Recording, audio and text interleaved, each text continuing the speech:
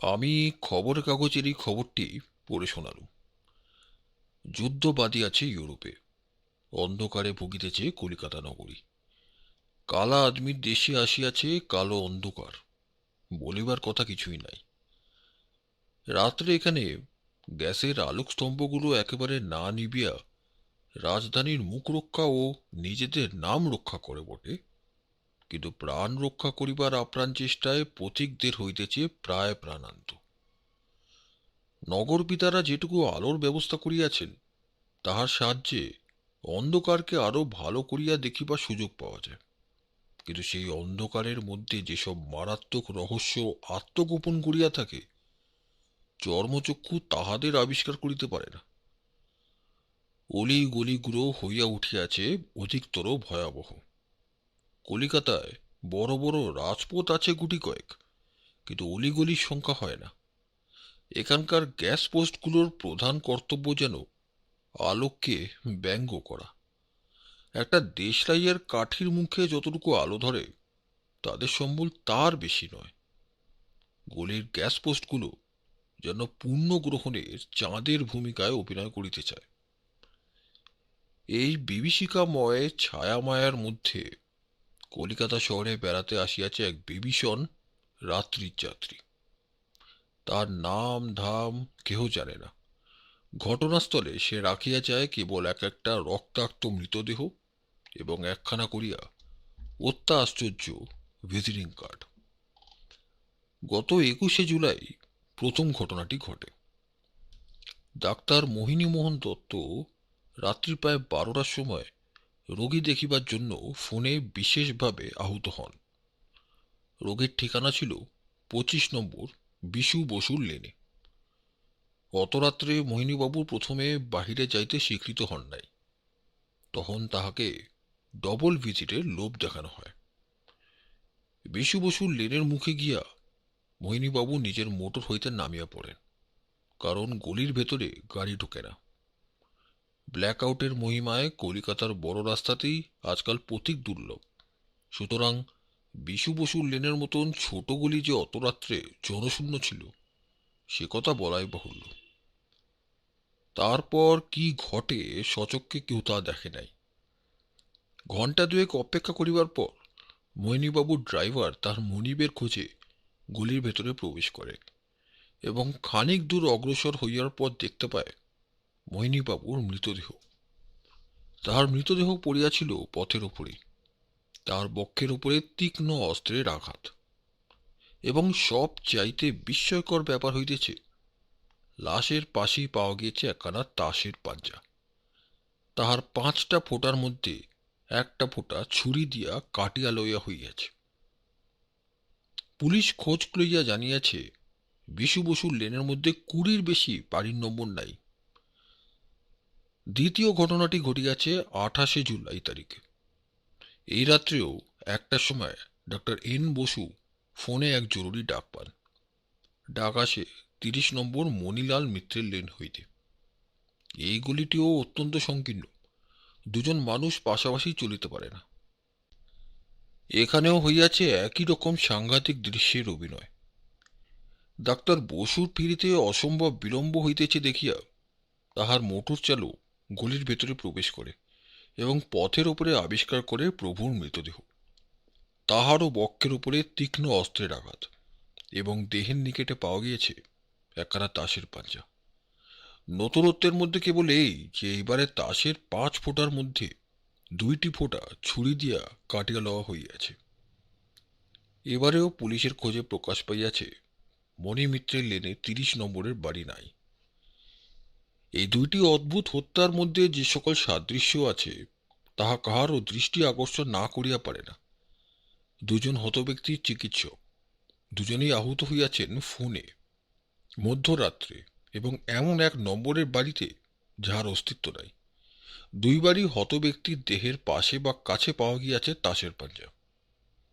ইহা যে একই হত্যাকারীর কীর্তি, সে বিষয়ে কোনোই সন্দেহ নাই। এখন প্রশ্ন হইতেছে এই যে, উপরি উপরি দুই চিকিৎসককে হত্যা করা হইল কেন? পুলিশের তদন্তে জানা গিয়েছে যে হত ব্যক্তিদের কোনো শত্রু নাই এবং তাহাদের মৃত্যুতে কাহারও লাভবান হইবারও কোনো সম্ভাবনা নাই। মৃত ব্যক্তিদের কাছ হইতে কোনো রকম মূল্যবান দ্রব্য বা টাকার ব্যাগও চুরি যায় নাই। সুতরাং চুরি বা রাহাজানিও হত্যার উদ্দেশ্য নয়। আর এক প্রশ্ন, দুইবারে ঘটনাস্থলে তাসের পাঞ্জা পাওয়া গিয়েছে কেন, এবং প্রথমবারে একটা ফোঁটা ও দ্বিতীয়বারে দুটো ফোঁটাই বা কাটিয়া লওয়া হইয়াছে কেন? পুলিশ এসব প্রশ্নের কোনোই সদুত্তর খুঁজিয়া পাইতেছে না। ইজি চেয়ারে অর্ধশায়ন অবস্থায় শ্রবণ করছিল হেমন্ত। শখের গোয়েন্দা হেমন্তের পরিচয় এখানে নতুন করে আর দেবার দরকার নেই। যারা এখনো তাকে চেনেন না, তারা এই চ্যানেলেই অন্ধকারের বন্ধু নামে গল্পটি শুনতে পারেন। আমার পড়া শেষ হলো, কিন্তু হেমন্ত কোনো কথা বললে না, কেবল দুই চোখ মুদে ফেললে। আমি বললুম, কি হে, এই একটু আগেই তো তুমি অভিযোগ করছিলে যে খবরের কাগজে কোনো খবর মতো খবর পাওয়া যায় না। এই ঘটনা দুটো কি তোমার কাছে উল্লেখযোগ্য নয়? হেমন্ত চোখ খুলে ধীরে ধীরে বললে, হ্যাঁ উল্লেখযোগ্য, কিন্তু আলোচনাযোগ্য নয়। কেন? খবরের কাগজের রিপোর্টের ভেতরে থাকে পাঠকদের সময় কাটাবার উপাদান, আর আসল সূত্র থাকে পুলিশের হাতে। মিথ্যে মাথা ঘামিয়ে লাভ কি? তার চেয়ে এসো বন্ধু, একচাল দাবা খেলা যাক। সেদিনও চলছে আমাদের চিরন্তন দাবা খেলা। আমি রোজ সকালেই হেমন্তের বাড়িতে এসে চা পান করতুম। তারপর আমাদের মধ্যে সেদিনকার খবরের কাগজ নিয়ে আলোচনা চলত। তারপরে শুরু হতো খেলা। হেমন্ত তাস খেলাকে ঘৃণা করত, বলতো হচ্ছে মেয়েলি খেলা। সেদিন আমার বোরের চালে হেমন্তের দাবা যখন অত্যন্ত বিপদগ্রস্ত, তখন হঠাৎ মধু চাকর এসে খবর দিলে, একদম বললাম পুলিশের লোক এসেছে। হেমন্ত এক মনে দাবাকে বিপদ থেকে মুক্তি দেওয়ার উপায় চিন্তা করতে করতে বললে, হ্যাঁ, আহ, তাদের জন্য জলখাবারের ব্যবস্থা করতে হবে বই কি। এই অসংলগ্ন কথা শুনে মধু হতভম্বের মতো মুখ করে বললে, কি বললেন বাবু? আমি হো হো করে হেসে উঠে বললুম, ওহে কাদের সাপলা, দাবাকে ছেড়ে মধুর কথাটা ভালো করে শোনো। তুমি কাদের জন্য জলখাবারের আয়োজন করতে বলছো? হেমন্ত মুখ তুলে বললে, ওই যে মধু বললে না কারা এসেছে, সকালবেলা বাড়িতে অতিথি এলে শুধু মুখে ফিরিয়ে দিতে নেই। আমি আরো জোরে অট্টহাসা করে বললুম, মধু কি বলছে জানো, একদম করে পুলিশের লোক এসেছে। বিপদগ্রস্ত দাবার দিকে একবার করুণ দৃষ্টিতে তাকিয়ে একটা দীর্ঘশ্বাস ফেলে হেমন্ত বললে, পুলিশ কেন? মধু বললে, আপনার সঙ্গে দেখা করতে চায়। খেলায় বাধা পড়ল বলে একটু বিরক্ত স্বরে হেমন্ত বললে, কে দেখা করতে চায়, নিয়ে আয়। ঘরের ভেতরে এসে ঢুকলেন ধরাচূড়া পড়া একটি সুদীর্ঘ ভদ্রলোক। মুখে হামবোড়াই ভাব, সুবৃহৎ ভুঁড়ি। তাকে আমি কোনোদিন দেখিনি, তবে পোশাক দেখে বুঝলাম তিনি কোনো থানার ইন্সপেক্টর। হেমন্ত মৃদু হেসে বললে, আসুন, নমস্কার। আপনি ভূপতিবাবু তো? আপনাকে বোধহয় ইন্সপেক্টর সতীশবাবুর সঙ্গে দেখেছি। আমাকে ভোলেননি বলে ধন্যবাদ। হ্যাঁ, সতীশবাবুর পরামর্শেই আমি আপনার কাছে এসেছি। আমার এই সৌভাগ্যের কারণ কি? ডাক্তার এম.সি. বিশ্বাসকে কাল রাত্রে কে বা কারা খুন করে গেছে। হেমন্ত সবিষয়ে বলে উঠল, বলেন কি, আবার ডাক্তার খুন? ভূপতিবাবু বললেন, কেবল খুন নয়, এবারে আবার পাওয়া গিয়েছে সেই অদ্ভুত তাসের পাঞ্জা, তার 3টে ফোঁটা কাটা। হেমন্ত কিছু বললে না, গুম হয়ে কি ভাবতে লাগলো। আমি জিজ্ঞাসা করলুম, এবারেও কি ফোনেই ডাক্তার বিশ্বাসকে ডাকা হয়েছিল? না, হত্যাকারী এবারে পদ্ধতি বদলেছে। সে নিজেই গাড়ি নিয়ে ডাক্তার বিশ্বাসকে ডাকতে এসেছিল। হেমন্ত বললে, বোঝাই যাচ্ছে হত্যাকারী নির্বোধ নয়। সে জানে বারবার একই পদ্ধতিতে কাজ করলে তাকে ধরা পড়তে হবে। আচ্ছা ভূপতিবাবু, সব কথা আমাকে সংক্ষেপে বলতে আপনার আপত্তি নেই তো? ভূপতিবাবু বললেন, আপত্তি কি মশাই, আমি তো আপনার কাছেই সাহায্য ভিক্ষা করতে এসেছি। আপনারা হচ্ছেন পাকা রুই কাতলা জাতীয় পুলিশ কর্মচারী, আমার মতো চুনোপুটির কাছ থেকে আপনারা কি আশা করেন? ভূপতিবাবু ডান হাত তুলে তার ঝুলে পড়া লম্বা গোপের প্রান্তে একবার মোচড় দিয়ে বললেন, হ্যাঁ, আমরা হচ্ছি পেশাদার পুলিশ। শখের গোয়েন্দাদের চেয়ে আমাদের অভিজ্ঞতার মূল্য যে বেশি, তাতে আর কোনো সন্দেহ নেই। তবে কিনা ক্ষুদ্র কাঠবিড়ালিও শ্রীরামচন্দ্রের সেতু নির্মাণে সাহায্য করেছিল। আর সতীশবাবুও বললেন, এইসব ব্যাপারে আপনার মাথা নাকি খেলে ভালো, তাই আপনার এখানে আসা। উচ্ছ্বসিত হাসি চাপতে চাপতে হেমন্ত বললে, বেশ বেশ, এসেছেন যখন ভালো করে বসুন, চা ইচ্ছা করেন? ভূপতিবাবু নিজের বিপুল বপুখানি চেয়ারের উপরে ন্যস্ত করলেন। চেয়ার করে উঠল আত্মস্বরের প্রতিবাদ। তারপরে বললেন, চা না চা টা? চা বলেন, টা বলেন, সবই আসতে পারে। টোস্ট তো আসবেই। তাছাড়া সেদ্ধ ডিম, এগ পোচ, অমলেট, এমনকি হুকুম দিলে চিকেন স্যান্ডউইচেরও অভাব হবে না। একগাল হেসে ভূপতিবাবু বললেন, বাহবা কি বাহবা, আপনার বাড়িটি দেখছি তো লোভনীয়। এই জন্যেই সতীশবাবু আপনার এত ভক্ত। বুঝেছি। উত্তম, আপনি যেসব পদার্থের নাম করলেন, আমি তার কোনোটিকেই ছাড়তে রাজি নই। মধুকে ডেকে হেমন্ত খাদ্য তালিকা বুঝিয়ে দিলে। ভূপতিবাবু বললেন, আর দেখুন, এক কাপ চায় আমার গলা ভেজে না। আমার দেহখানি দেখছেন তো। নির্ভয় হন, মধু চায়ের কেটলিটাই এখানে এনে হাজির করবে। ভূপতিবাবুর দিকে একবার বিস্মিত দৃষ্টি নিক্ষেপ করে মধুর প্রস্থান করলে। এবারে ভূপতিবাবু, আপনার কাহিনীটি বলুন। আপাতত বলবার কথা খুব বেশি নেই। শুনুন, কাল রাত প্রায় 12টার সময় ডাক্তার এম.সি. বিশ্বাসের বাড়িতে মস্ত একখানা মোটরে চড়ে এক ভদ্রলোক আসেন। ট্যাক্সি নয়, না, দারোয়ান বলে বাড়ির গাড়ি, সাদা রং। ভদ্রলোক ডাক্তার বিশ্বাসকে তখনই যাবার জন্য জেদ করে। কেস হচ্ছে প্রসব বেদনার। রোগিণী নাকি অত্যন্ত কষ্ট পাচ্ছে। ডাক্তার বিশ্বাস নারী রোগে বিখ্যাত বিশেষজ্ঞ। রাত্রে এরকম কেস প্রায় তার কাছে আসে।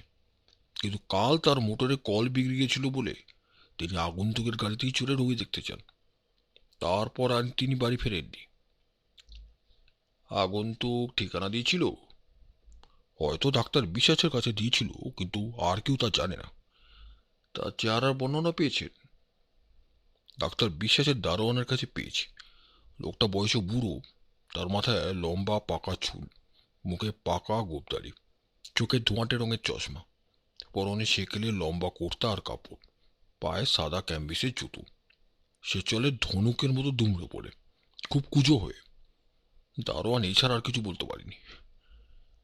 আগন্তুকের গাড়ি চালাচ্ছিল কে? সে নিজে নাকি ড্রাইভার? ড্রাইভার। আপনারা খুনের কথা কখন জানতে পারেন? কাল রাত 2টোর সময় বাগবাজারে খালের ধার দিয়ে আস্তে আস্তে এক কুলি সর্বপ্রথমে ডাক্তার বিশ্বাসের লাশ দেখতে পায়। সে তখনই ঘাটির পাহারাওয়ালাকে খবর দেয়। তারপর খবর পাই আমরা। মৃতদেহটা খালের ধারে খুব নির্জন এক জায়গায় পড়েছিল। তার বুকে অস্ত্রাঘাতের চিহ্ন। লাশের পাশে ছিল তাসের পাঞ্জা। লাশ কি সরিয়ে ফেলা হয়েছে? না, একই রাত, তাই ব্ল্যাকআউটের দিন। আমরা এখনো লাশ ভালো করে পরীক্ষা করিনি। জানেন তো, কাল সন্ধ্যার সময় বেশ খানিকক্ষণ বৃষ্টি হয়েছিল। লাশের চারিদিকের ভিজে কমিন কাদা উপরে দেখলাম অনেকগুলো পায়ের ছাপ। আজ সকালে সমস্ত মন দিয়ে দেখব বলে একটা সেপাইকে পাহারায় বসে লাশ সেখানে রেখে এসেছি। বেশ করেছেন। ওই তো মধু চাটা এনেছে, চটপট আপনার কর্তব্য সেরে নিন। আর্যগুলোর দিকে একবার লুব্ধ দৃষ্টি বুলিয়ে ভূপতিবাবু বললেন, আমার কিছুমাত্র দেরি হবে না হেমন্তবাবু। আমি লিলিপুটের পুচিও বাসিন্দা নই। এই কখনা ডিস তো আমার পক্ষে নস্য। সত্যই তাই। আমরা দুজনের সবিস্ময় দেখলাম ভূপতিবাবু একবার আকর্ণ বিশ্রান্ত হাঁ করেন, আর এক একটা ডিম, এক পোচ, অমলেট, স্যান্ডউইচ ও টোস্ট একেবারে তার গল দেশের তল দেশে তলিয়ে যায়। 2-3 চুমুকে এক এক পেয়ালা চা সাবার। 3 পেয়ালা চা উড়িয়ে তিনি মুখ মোছবার জন্য রুমাল বার করলেন। হেমন্ত বললে, রবিন, প্রথম ডাক্তার খুন হয় কবে? 21শে জুলাই। হুম।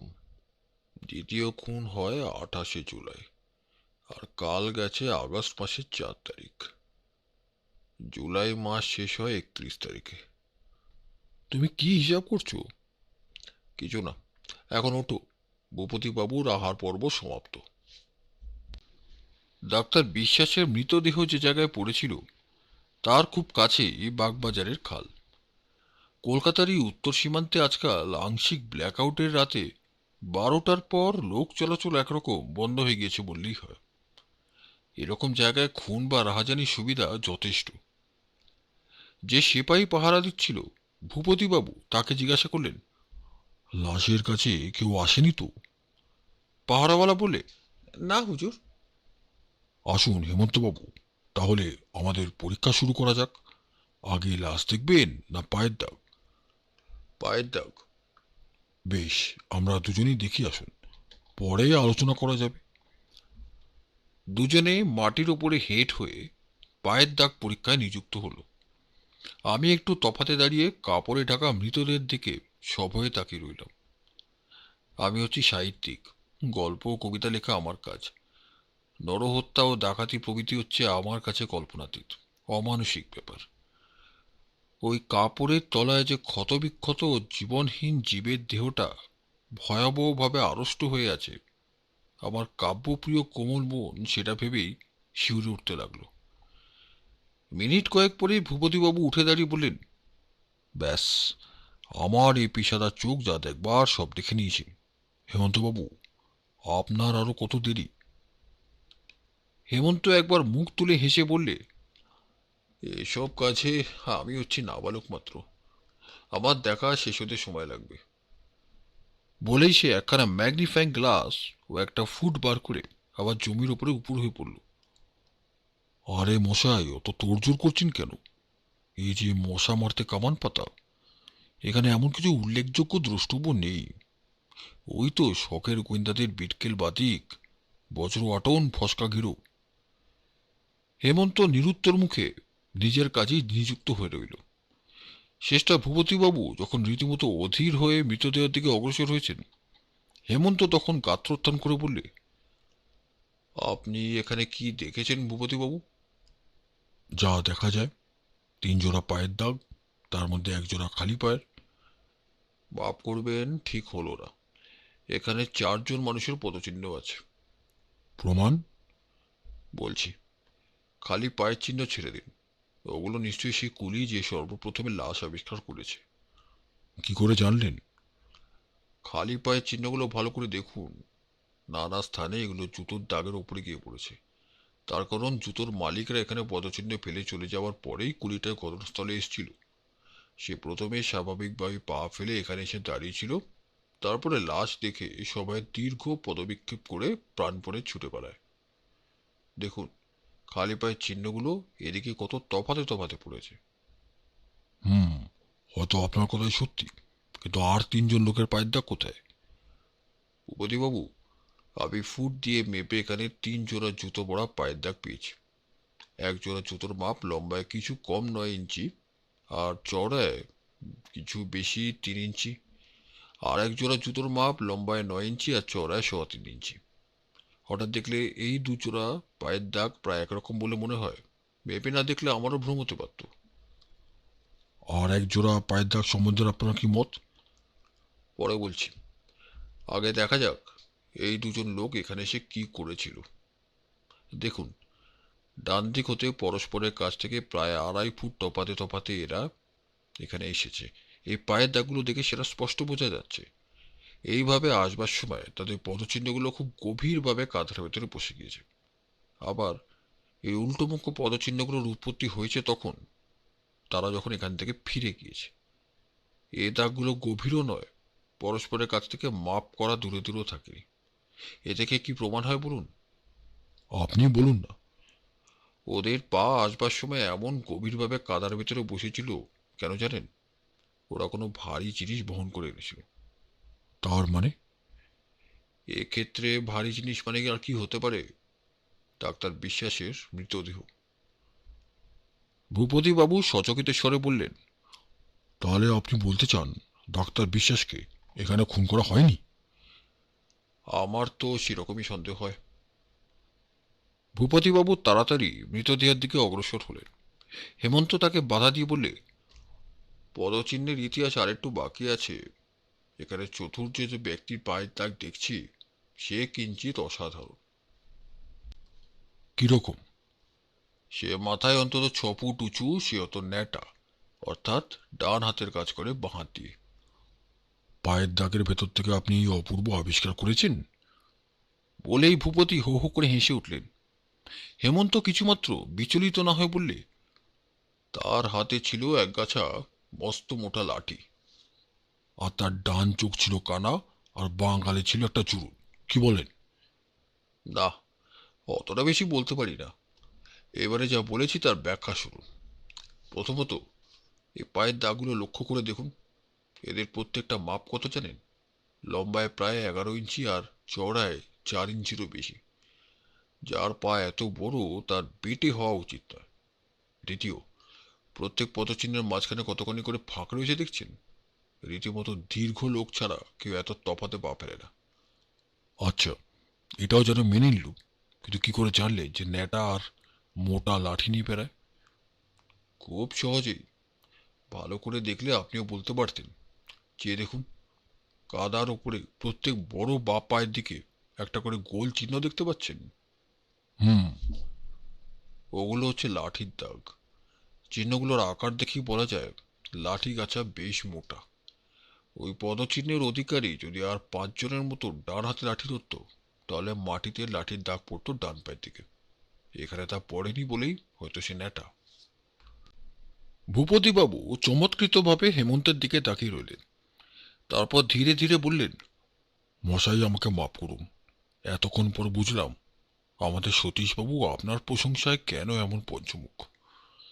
হেমন্ত বললে, এইবারে মৃতদেহে হস্তাপন করা যাক।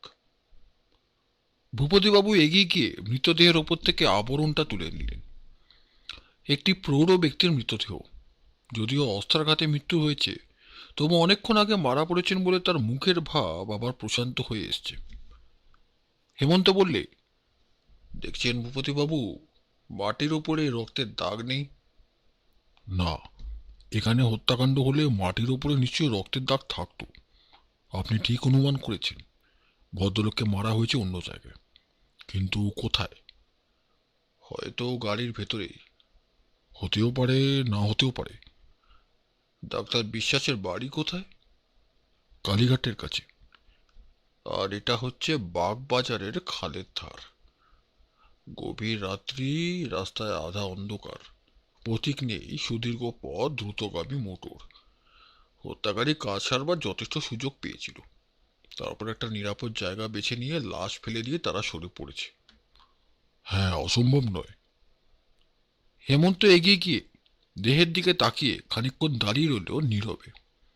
তারপর যেন নিজের মনেই বললে, বুকের ওপরে 2 জায়গায় অস্ত্রের দাগ, কিন্তু কোন অস্ত্র ব্যবহার করা হয়েছে? ভূপতিবাবু বললেন, সব ব্যবচ্ছেদগারের পরীক্ষায় জানা গিয়েছে এর আগের 2 ডাক্তারের হত্যাকাণ্ডে ব্যবহার করা হয়েছে পেন্সিল কাটা ছুরির মতো সরু কোনো অস্ত্র। তবে তার ফলাটা ছুরির চেয়ে বেশি লম্বা। হেমন্ত আঙুল দিয়ে শুকনো রক্তের চাপ সরিয়ে মৃতদেহের ক্ষতস্থান পরখ করে বললে, হ্যাঁ, যে অস্ত্রের আঘাতে ডাক্তার বিশ্বাসের মৃত্যু হয়েছে তারও ফলা পেন্সিল কাটা ছুরির চেয়ে চড়া নয়। ভূপতিবাবু বললেন, আচ্ছা, আপনি যে বললেন এখানে 3 জোড়া জুতো পরা পায়ের চিহ্ন দেখেছেন, তাদের মধ্যে ডাক্তার বিশ্বাসের পায়ের দাগ নেই তো? অসম্ভব। কাপড়ের তলা থেকে মৃতদেহের পা বেরিয়েছিল। আমি আগেই লক্ষ্য করে দেখেছি ডাক্তার বিশ্বাসের জুতোর তলায় একটুও কাদার চিহ্ন নেই। সুতরাং এখানকার জমির ওপরে উনি পদার্পণও করেননি। আমার মনে হয় মৃতদেহের ভেতর থেকে আর নতুন কিছু আবিষ্কারের সম্ভাবনা নেই। আপনি লাশের কাপড় জামা পরীক্ষা করেছেন? হ্যাঁ, কাল রাতে। পকেট বুক, মানিব্যাগ, সোনার হাতঘড়ি কিছুই হারায়নি। এ হত্যাকাণ্ডেরও কারণ অর্থলোভ নয়। আর কেন, এবারে লাশ সরিয়ে ফেলতে হুকুম দিই, কি বলেন? হেমন্ত জিজ্ঞাসার কোনো জবাব না দিয়ে আবার যেন নিজের মনেই বললে, মৃতদেহের বুকের ওপরে পাশাপাশি দুটো ক্ষতচিহ্ন। ডাক্তার বিশ্বাস তাহলে প্রথম আঘাতেই মরেননি। হয়তো হত্যাকারীর সঙ্গে দু এক মুহূর্ত ধস্তাধস্তি করেছিলেন, কিন্তু ধস্তাধস্তি করেও বাঁচতে পারেননি।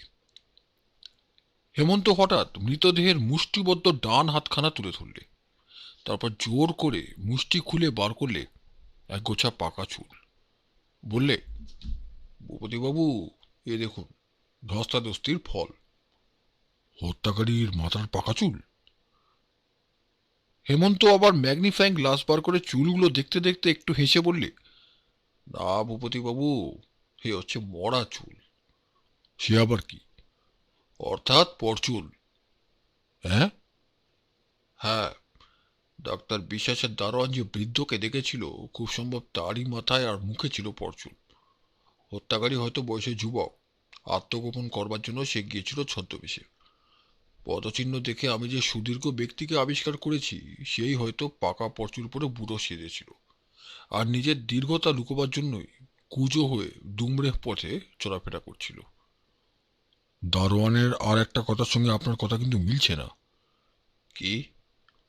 আপনি বলছেন হত্যাকারীদের দলে ছিল তিনজন লোক। দারোয়ান বলে গাড়িতে ড্রাইভার আর সেই বৃদ্ধ ছাড়া আর কেউ ছিল না? নিশ্চয়ই ছিল। অন্ধকারে দারোয়ান গাড়ির ভেতরটা দেখতে পায়নি। যাক, এটা খুব বড় কথা নয়। সেই তাসের পাঞ্জা এখানে দেখতে পাচ্ছি না কেন? সেখানে কালই আমি নিয়ে গেছি।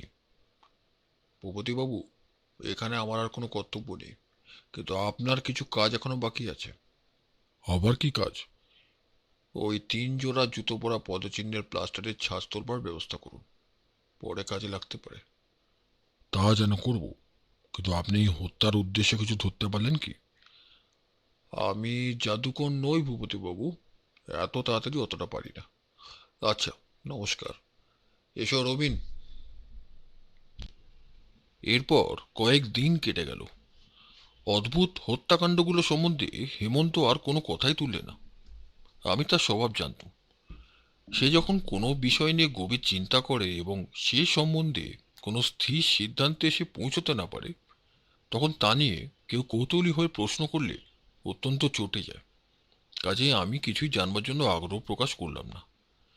কিন্তু আমাদের দৈনন্দিন জীবনযাত্রা চলছে ঠিক একইভাবে। হেমন্ত সম্পূর্ণ সহজভাবেই চা ও টা খেত, খবরের কাগজ নিয়ে আলোচনা করত, দাবা খেলতো, আমার সঙ্গে বেড়াতে বেরোতো, নিজের লাইব্রেরিতে বসে বই পড়তো বা রসায়নাগারে ঢুকে নানা পরীক্ষায় নিযুক্ত হয়ে থাকত। বাইরে থেকে দেখলে কেউই ভাবতে পারতো না যে তার মনে অন্য কোনো ভাবনা আছে, কিন্তু আমি তাকে খুব ভালো করে চিনি। আমি বেশ জানি অন্য কোনো কাজের সঙ্গেই এখন তার মস্তিষ্কে সত্যিকার যোগ নেই। সে লোকের সামনে করছে অন্য কাজ, কিন্তু তার মনের মধ্যে বাস করছে অন্য চিন্তা। যতদিন না সমস্যার সমাধান হবে, ততদিন তার এইভাবেই যাবে। অর্থাৎ যা নিয়ে সে মাথা ঘামাচ্ছে, তা নিয়ে কখনোই কোনো উচ্চবাচ্য করবে না। এই সময়টায় তার প্রকৃতিরও কতটা পরিবর্তন হতো। স্বভাবত তার প্রকৃতি সরস ও মধুর, কিন্তু কোনো বিষয় নিয়ে চিন্তায় নিযুক্ত থাকলে এবং মীমাংসায় উপস্থিত হতে না পারলে সে হয়ে উঠত অত্যন্ত রূঢ়ভাষী এবং কথায় কথায় বাঁধি দিত রসাতল কাণ্ড। কাজেই যাতে তার চিন্তাসূত্র ছিঁড়ে না যায়, সেই জন্য আমাদের সর্বদাই সাবধান হয়ে থাকতে হতো। কিন্তু পুলিশের ভূপতিবাবু তো এত শত জানতেন না। তিনি বারবার ফোন করে লোক পাঠিয়ে এবং নিজে আনাগোনা করে হেমন্তকে মহা জ্বালাতন করে তুললেন। হেমন্ত শেষটা অসুস্থতার ভান করে তার বা তার লোকের সঙ্গে দেখা করত না। আজ কদিন পরে হেমন্তকে বেশ প্রফুল্ল দেখছি। সে দুখানার বদলে 3খানা টোস্ট নিলে ডবল ডিমের অমলেটও চাইলে দুবার। তার এই ক্ষুধা বৃদ্ধি নিশ্চিন্ততার লক্ষণ। আমি ঠাট্টা সুরে বললুম, কি হে ভায়া, তুমিও মহাজন ভূপতিবাবুর পদাঙ্ক অনুসরণ করতে চাও নাকি? হেমন্ত বলে উঠল, অসম্ভব। আমি চেষ্টা করলে হয়তো তোমার মতো সাপ্তাহিক কাগজের কবি হয়ে উঠতে পারি, কিন্তু 1000বার মাথা খুললেও একবারের জন্য ভূপতিবাবুর মতো উদর পিশাচ হতে পারবো না। চা পানের পর খবরের কাগজ পড়া, তারপর দাবা খেলার পালা। অভ্যেস মতো আমি দাবার ছকের দিকে হাত বাড়াতেই হেমন্ত ইজি চেয়ারে চিত হয়ে পড়ে 2 হাতলে 2 পা তুলে দিয়ে বললে, আজ আর খেলা নয় রবিন, আজ খালি গল্প। আমি একেবারে আসল কথা পেরে বললুম, ও, আজ যে দেখছি ভারী ফুর্তি, ভূপতিবাবুর কেসটার কোনো কিনারা করতে পেরেছো বুঝি? হেমন্ত মাথা নেড়ে বললে, এরই মধ্যে কিনারা কি হে? তুমিও কি আমাকে অসাধ্য সাধন করতে বলো? নদীতে ঝাঁপ দেওয়ার মানেই কি নদী পার হওয়া? আমি বেশ বুঝতে পারছি পুলিশ জলে ঝাঁপ দিয়েছে সাঁতার না জানা লোকের মতো, কাজেই হাবুডুবু খেয়ে মরছে। আমি একটু আধটু সাঁতার জানি, তাই বড়জোর বলতে পারি যে প্রায় মাঝ নদীতে এসে পড়েছি। কিন্তু কিনারা, নদীর কিনারা এখনো অনেক দূরে ভাই, অনেক দূরে। আমি চেয়ারখানা হেমন্তের আরো কাছে টেনে নিয়ে বললুম, সাঁতার দিয়ে তুমি মাঝ নদীতে এসে পড়েছো তো? বেশ, তোমার সাঁতার কাহিনীটাই শুনতে চাই। এখনো বলবার সময় হয়নি, কারণ নদীর ওপার এখনো চোখে দেখতেই পাচ্ছি না। তবে আমার একটা নিরাশার কাহিনী শোনো। আজ অগস্ট মাসের কত তারিখ? 12। আমার কি ধারণা হয়েছিল জানো, আজ সকালে খবরের কাগজে কোনো রোমাঞ্চকর খবর ছাপা হবে, কারণ কাল গিয়েছে 11 তারিখ। কিন্তু আমাকে হতাশ হতে হলো। আমি চকিত স্বরে বললুম, তুমি কিরকম রোমাঞ্চকর খবরের প্রত্যাশা করছিলে? বলবো না, অর্থাৎ বলে বোকা বনবো না। মনে মনে অনেক তোলপাড় করে আমি কতগুলো সিদ্ধান্ত উপস্থিত হয়েছিলাম, কিন্তু আজ দেখছি তার মধ্যে একটি সিদ্ধান্ত একেবারে বাজে। রবিন, আমার আত্মশ্লেহায় ঘা লেগেছে। আমার কাছ থেকে তুমি আর কিছু জানতে চেও না। এ মামলায় আমার অন্য সিদ্ধান্তগুলো হয়তো এমনই বাজে হয়ে দাঁড়াবে। আমি প্রকাশ্যে বোকা বুনতে ভালোবাসি না। টেবিলের ওপরে দুখানা প্রকাণ্ড আকারের ইংরেজি গ্রন্থ পড়েছিল, এনসাইক্লোপিডিয়া অফ গুড হেলথ বা হোম ডক্টর। আজ কদিন ধরে দেখছি হেমন্ত এই বইখানা নিয়ে বারবার নাড়াচাড়া করছে। আমিও তার একটা খণ্ড নিয়ে পাতা উল্টাতে লাগলাম। খানিক পরেই হেমন্ত যেন আপন মনে বললে, এ দেশের অপরাধীরা রোমান্টিক বা উৎকট কল্পনারসিক হতে পারে না কেন? এটা ভেবে ভেবে আমার মাঝে মাঝে ভারী দুঃখ হয়। তারা কেবল লোভ আর হিংসা বা রাগের বশেই খুন খারাপি করে। ওর মধ্যে কিছুমাত্র রোমান্স নেই। ইউরোপে গিয়ে দেখেছি সেখানে রোমান্টিক অপরাধীর ছড়াছড়ি। আবার কথা বলবার সুযোগ পেয়ে আমি বই থেকে মুখ তুলে বললুম, তুমি কিরকম অপরাধীর কথা বলছো হেমন্ত? এই ধরো, অমর হত্যাকারী জ্যাক দ্য রিপারের কথা। বিলেতে যখন তাকে ধরবার জন্য চারিদিকে জাল ফেলা আর পুরস্কার ঘোষণা করা হয়েছে, তখন পুলিশের বড় সাহেবের কাছে জ্যাক হঠাৎ একখানা চিঠি লিখে জানালে যে অমুক জায়গায় অমুক সময় গেলে তুমি আমার দেখা পাবে। বলা বাহুল্য, বড় সাহেব যথাস্থানে গিয়ে হাজির হলেন। রাজপথের লোকারণ্য। হঠাৎ একটি অতি সাধারণ পথিক পথ চলতে চলতে তার সামনে থেমে পড়ে একটা ঠিকানা জিজ্ঞাসা করলে। বড় সাহেব কোনো রকম সন্দেহের কারণ না পেয়ে তাকে ঠিকানা বলে দিলেন। পথিক চলে গেল। বড় সাহেব নিজের ঘড়ি বার করে দেখলেন ঠিক এই সময় জ্যাকের আসার কথা।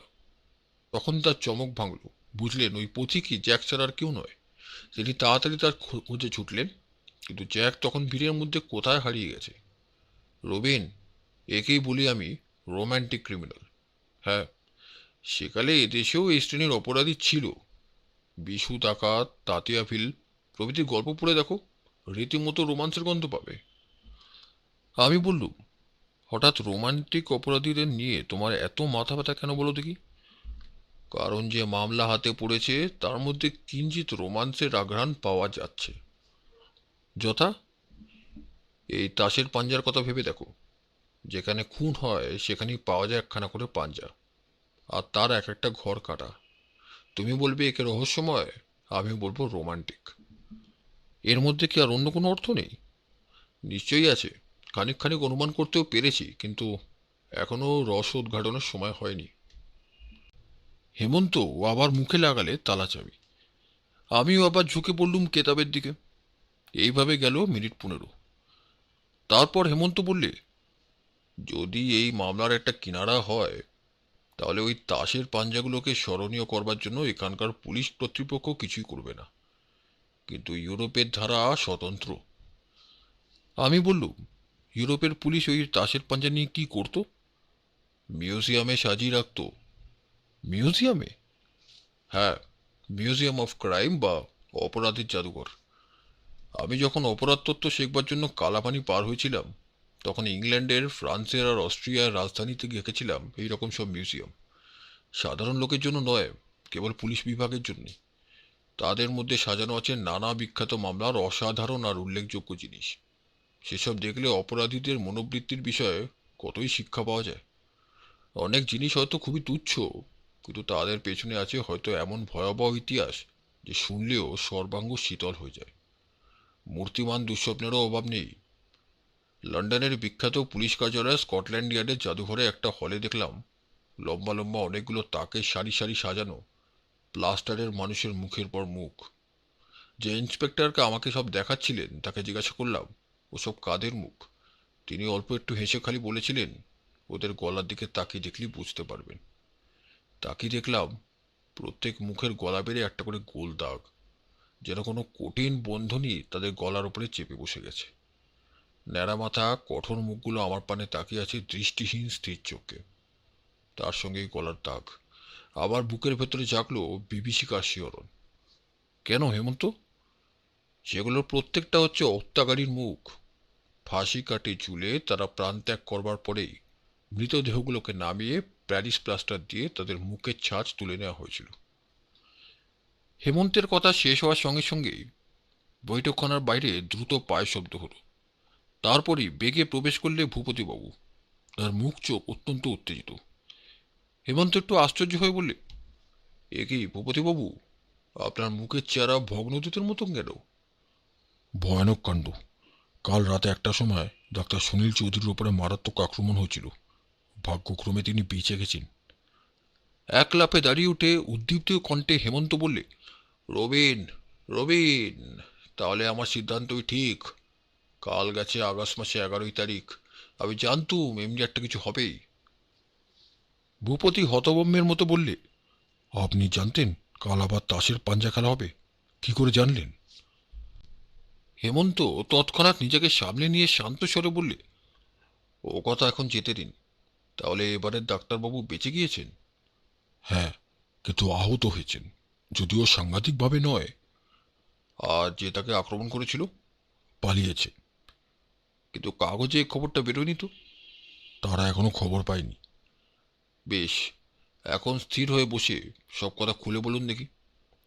এই বলে হেমন্ত আবার ইজি চেয়ারটার উপরে বসে পড়ল। ভূপতিবাবু বলতে লাগলেন, ডাক্তার সুনীল চৌধুরীর বাড়ি তালতলায়। আপনারা সকলে নিশ্চয়ই তার নাম শুনেছেন, কারণ তিনি হচ্ছেন বিখ্যাত অস্ত্রচিকিৎসক। কাল রাত 12:15টার সময় একখানা সাদা রঙের মস্ত মোটর গাড়িতে চেপে একটি লোক তাকে জরুরি কেসের জন্য ডাকতে আসে। লোকটার একমাত্র ছেলে নাকি তেতলা থেকে পড়ে গিয়েছে, এখনই তাকে দেখতে যেতে হবে। তার চেহারা যে বর্ণনা পেয়েছি তা সবটাই ডাক্তার বিশ্বাসের দারোয়ানের বর্ণনার সঙ্গে অবিকল মিলে যায়। সে লম্বা ও পাকা চুল, দাড়িগোঁফ, সে ধনুকের মতো দুমড়ে পড়া কলকুজো দেহ, চোখে ধোয়াটা রঙের চশমা। সুনীলবাবু ওর পরমায়ু জোর খুব। প্রচুর অর্থ লোভেও তখনই লোকটার সঙ্গে তার গাড়িতে যেতে রাজি হননি। গেলে ডাক্তার বিশ্বাসের মতো তাকেও নিশ্চয়ই জ্যান্ত অবস্থায় আর গাড়ির ভেতর থেকে বেরোতে হতো না। তার নারাজ হওয়ার কারণ, তখন তিনি অন্য একটা জরুরি কেস দেখতে যাওয়ার জন্য প্রস্তুত হয়েই ছিলেন। আগন্তুককে তিনি বললেন, আপনার ঠিকানা রেখে যান, এই কেসটা দেখে আমি নিজের গাড়িতেই আপনার ওখানে যাব। অগত্যা আগন্তুক ঠিকানা দিয়ে গেল, 35 নম্বর সুবোধ মজুমদার লেন। ডাক্তার চৌধুরী যখন সুবোধ মজুমদার লেনে গিয়ে পৌঁছলেন তখন রাত প্রায় 1টা। কোথাও জনমানবের সাড়া নেই। গলির ভেতরটা পাতালের মতো অন্ধকার। আজকালকার নিবু নিবু গ্যাস পোস্টেও যেটুকু আলো দেওয়ার ব্যর্থ চেষ্টা করে সেখানে তাও ছিল না। আমার বিশ্বাস এই কাজ হত্যাকারীদেরই। কিন্তু ডাক্তার চৌধুরীর কাছে ছিল টর্চ। তিনি গাড়ি থেকে নেমে সেটা জেলেই গলির মধ্যে প্রবেশ করলেন। গলিটা খানিক পরেই মোড় ফিরে গিয়েছে। ডাক্তার চৌধুরী ঊর্ধ্বমুখে টর্চের আলোতে বাড়ির নম্বর খুঁজতে খুঁজতে যেই সেই মোড়ের কাছে গিয়েছেন, অমনি কি একজন আচমকা বাঘের মতো তার উপরে ঝাঁপিয়ে পড়ে প্রায় অবরুদ্ধ তীব্র স্বরে বললে, প্রতিশোধ।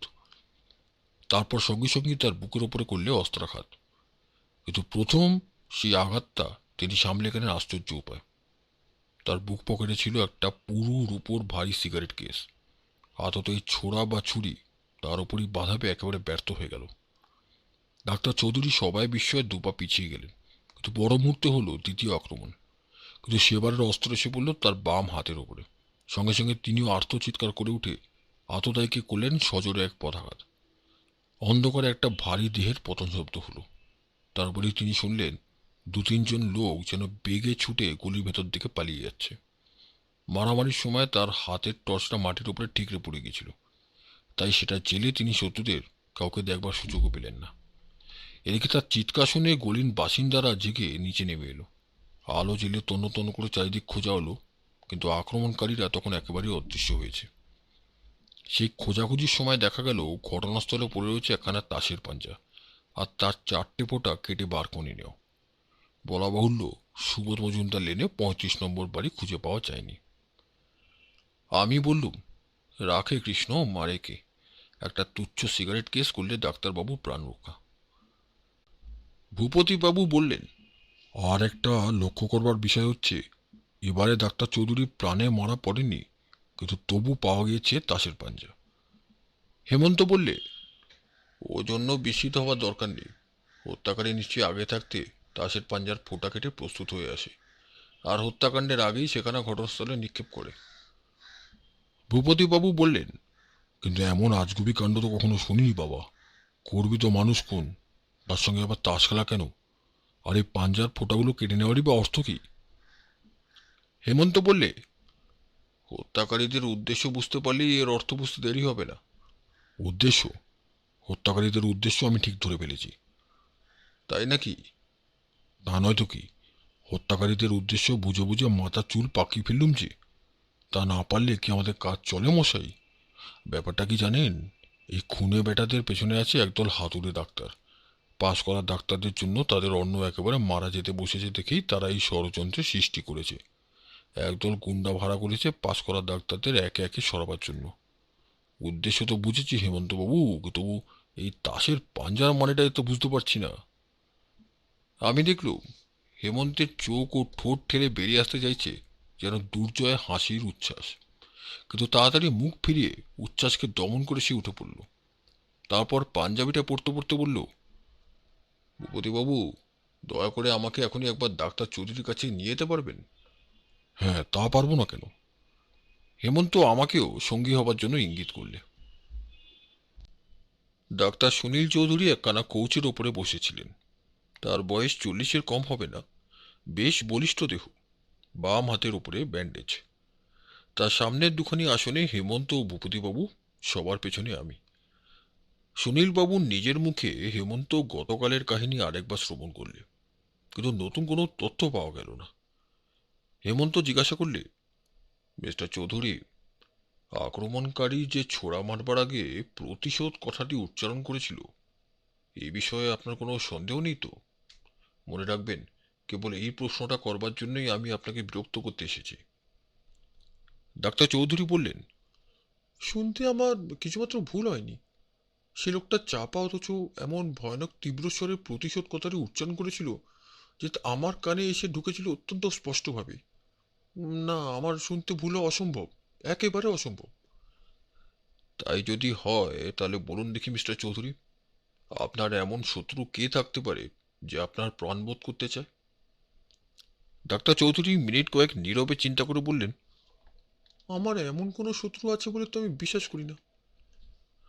আচ্ছা, যে লোকটি আপনাকে ডাকতে এসেছিল তাকে দেখে আপনার চিনি চিনি বলে মনে হয়নি? না না। আমার বিশ্বাস সে পরচুল পরে ছদ্মবেশে আপনার কাছে এসেছিল। তাহলে তাকে চিনব কেমন করে বলুন?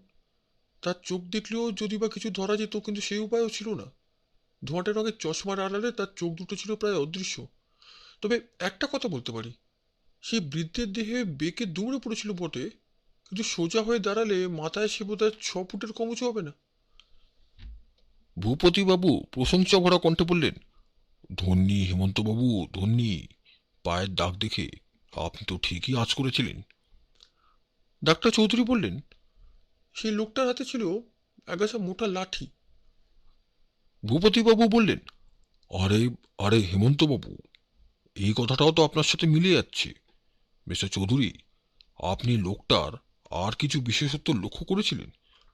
হ্যাঁ, সেই লাঠি নেয় বাঁ হাতে। ভূপতিবাবু অতীব বিস্ময়ে বোবা হয়ে গেলেন। হেমন্ত বললে, ভূপতিবাবু, মিস্টার চৌধুরী যে তাসের পাঞ্জাখানা কুড়িয়ে পেয়েছেন সেখানে আপনার কাছে আছে? না, থানায় আছে, কিন্তু তার মধ্যে তৃতীয় তাসখানা মতো উল্লেখযোগ্য কিছুই নেই। তৃতীয় তাসখানায় যে উল্লেখযোগ্য কিছু ছিল এই কথা তো আমায় বলেননি।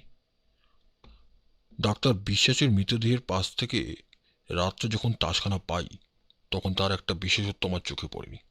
পরের দিন সকালবেলা আপনার সঙ্গে তদন্ত সেরে থানায় ফিরে এসে দেখি তাসের গায়ে রয়েছে অল্প একটু রক্ত মাখা একটা বুড়ো আঙুলের আভাস। এ কথাটা আপনাকে জানাতে ভুলে গিয়েছি, ক্ষমা করবেন। হেমন্ত অভিযোগের স্বরে বললে, এত বড় কথাটা ভুলে যাওয়া আপনার উচিত হয়নি। সে তাসখানা থানায় গেলে দেখতে পাবো? না হেমন্তবাবু, তাসখানা সেদিনই আমি যথাস্থানে পাঠিয়ে দিয়েছি ফটো মাইক্রোগ্রাফির সাহায্যে আঙুলের এনলার্জ ছাপ তোলবার জন্য। ছবিও উঠেছে, কিন্তু কলকাতার কোনো অপরাধীর আঙুলের সঙ্গে এই ছবির আঙুল মিলল না। তবে বাইরের সব জায়গাতেই ছবি পাঠানো হয়েছে, ফলাফল আজকালের মধ্যেই টের পাওয়া যাবে। যাক, এতটা যখন করেছেন তখন আমার আর কোনো অভিযোগ নেই।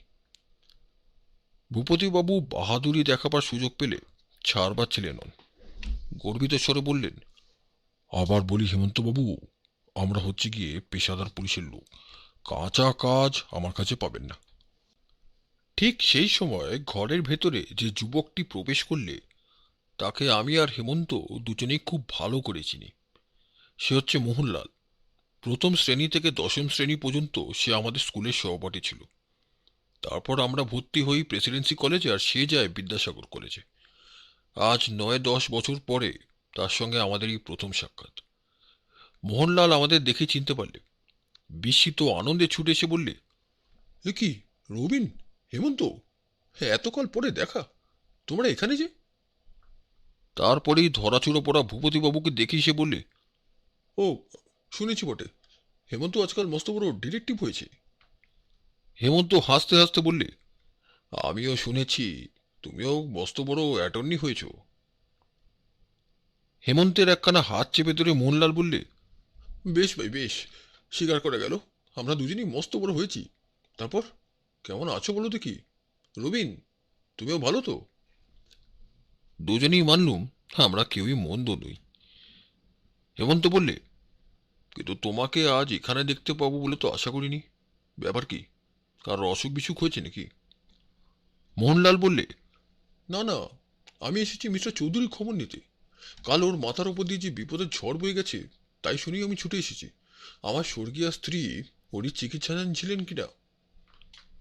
স্ত্রীর কথা উচ্চারণ করার সঙ্গে সঙ্গেই তার মুখখানি বিমর্ষ হয়ে এলো। আমি বললুম, মোহনলাল, তোমার স্ত্রী মারা গিয়েছেন শুনে অত্যন্ত দুঃখিত হলাম। শুনেছিলাম তুমি ঈশানপুরের বিখ্যাত দানশীল জমিদার পরমানন্দ রায়চৌধুরীর একমাত্র কন্যাকে বিবাহ করেছিলে। একমাত্র কন্যা নয় রবিন, একমাত্র সন্তান। তাকে হারিয়ে আমার শ্বশুর মশাইয়ের যে অবস্থা হয়েছে দেখলে দুঃখে প্রাণ গলে যায়। আজ 3 মাস হলো আমার স্ত্রী স্বর্গে গিয়েছেন। মিস্টার চৌধুরী তাকে ঠিক নিজের মেয়ের মতো যত্ন নিয়ে চিকিৎসা করেছেন। ওর কাছে আমার কৃতজ্ঞতা ঋণ কখনো শোধ হবে না। ডাক্তার চৌধুরী দুঃখিতভাবে বললেন, কিন্তু আমার সমস্ত যত্ন চেষ্টা ব্যর্থ হয়েছে। তাকে তো আমি বাঁচাতে পারিনি। মোহনলাল বললে, তার জন্য আপনি দায়ী নন। ভগবানের মা আর কে বাধা দিতে পারে? সকলেই আমার অদৃষ্ট। ভূপতিবাবু গাত্রোত্থান করে বললেন, আপনারা আলাপ করুন, আমি বিদায় হই। আমার অনেক কাজ বাকি। নমস্কার। ডাক্তার চৌধুরীর কাছে গিয়ে মোহনলাল বললে, আপনি এখন কেমন আছেন? বড় বেশি আঘাত লেগেছে কি? ম্লান হাসি এসে ডাক্তার চৌধুরী বললেন, আঘাত সামান্য নয় বটে, তবে প্রাণে মারা পড়িনি বলে ভগবানকে আমি ধন্যবাদ দিই। মোহনলাল বললে, কেই পাষণ্ড যে আপনার মতো লোককে হত্যা করতে চায়? আপনার বন্ধু মিস্টার হেমন্ত চৌধুরীও সেই কথাটা জানবার চেষ্টা করছেন। আমার শ্বশুরমশাইও আপনার কথা শুনে অত্যন্ত দুঃখিত হয়েছেন। তাকে আমার ধন্যবাদ জানাবেন। আমি জিজ্ঞাসা করলাম, মোহনলাল, তোমার সন্তানাদি কি? একটি ছেলে একটি মেয়ে। তারাই এখন তাদের দাদামশাইয়ের ধ্যান প্রাণ। আমি তাদের চোখের আড়াল করতে পারি না বলে শ্বশুরমশাই কলকাতা বালিগঞ্জে এসে বাসা নিয়েছেন। রোজ সন্ধ্যেবেলায় আমার বাড়িতে এসে নাতি নাতনিকে খানিকক্ষণের জন্য কোলে করে খেলা না করলে তার প্রাণ যেন বাঁচে না। এরকম আরও 2-4 কথার পর আমরা উঠে বিদায় গ্রহণ করলাম। রাস্তায় নেমে গাড়িতে উঠতে যাচ্ছি, এমন সময় দেখি মোহনলালও ডাক্তার চৌধুরীর বাড়ি থেকে ভেতর থেকে বেরিয়ে এলো। সে হন হন করে এগিয়ে এসে আমাদের সামনে এসে বললে, হেমন্ত, রবিন, কাল সন্ধ্যার সময় আমার বাড়িতে তোমাদের দুজনে ডিনারের নিমন্ত্রণ রইল। হেমন্ত একটু আশ্চর্য হয়ে বললে, হঠাৎ এই নিমন্ত্রণ কেন? নিমন্ত্রণটাই বড় নয়, তোমার সঙ্গে আমার গোপনীয় পরামর্শ আছে। গোপনীয় পরামর্শ? হ্যাঁ, বিশেষ গোপনীয় পরামর্শ। কলকাতায় এই যে ডাক্তারের উপর ডাক্তার হত্যা হচ্ছে, এ সম্বন্ধে তোমাকে আমি গোটা কয়েক দরকারি কথা বলতে চাই। শুনেছি এসব মামলার ভার নাকি তুমি নিয়েছো। হ্যাঁ। তাহলে নিশ্চয়ই এসো। যাব। তোমার ঠিকানা? 10 নম্বর শরৎ পাল রোড। পরের দিন সন্ধেবেলায় নিমন্ত্রণ রক্ষা করবার জন্য গাড়ির ভেতরে উঠে বসে হেমন্ত বললে, মোহনলালের সঙ্গে দেখা হয়নি প্রায় 1 যুগ। তার বিবাহ সে আমাদের নিমন্ত্রণ পর্যন্ত করেনি।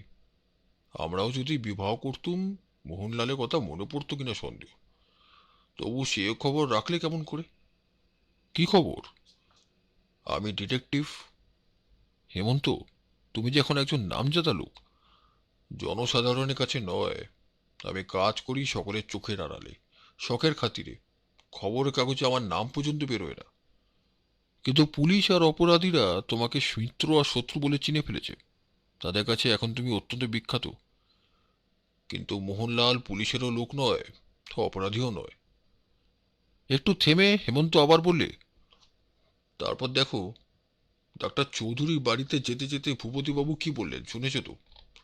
খবরের কাগজে রিপোর্টারদের কবল থেকে নিস্তার পাবার জন্য ডাক্তার চৌধুরী কালকের ব্যাপারটা একেবারে চেপে গেছেন।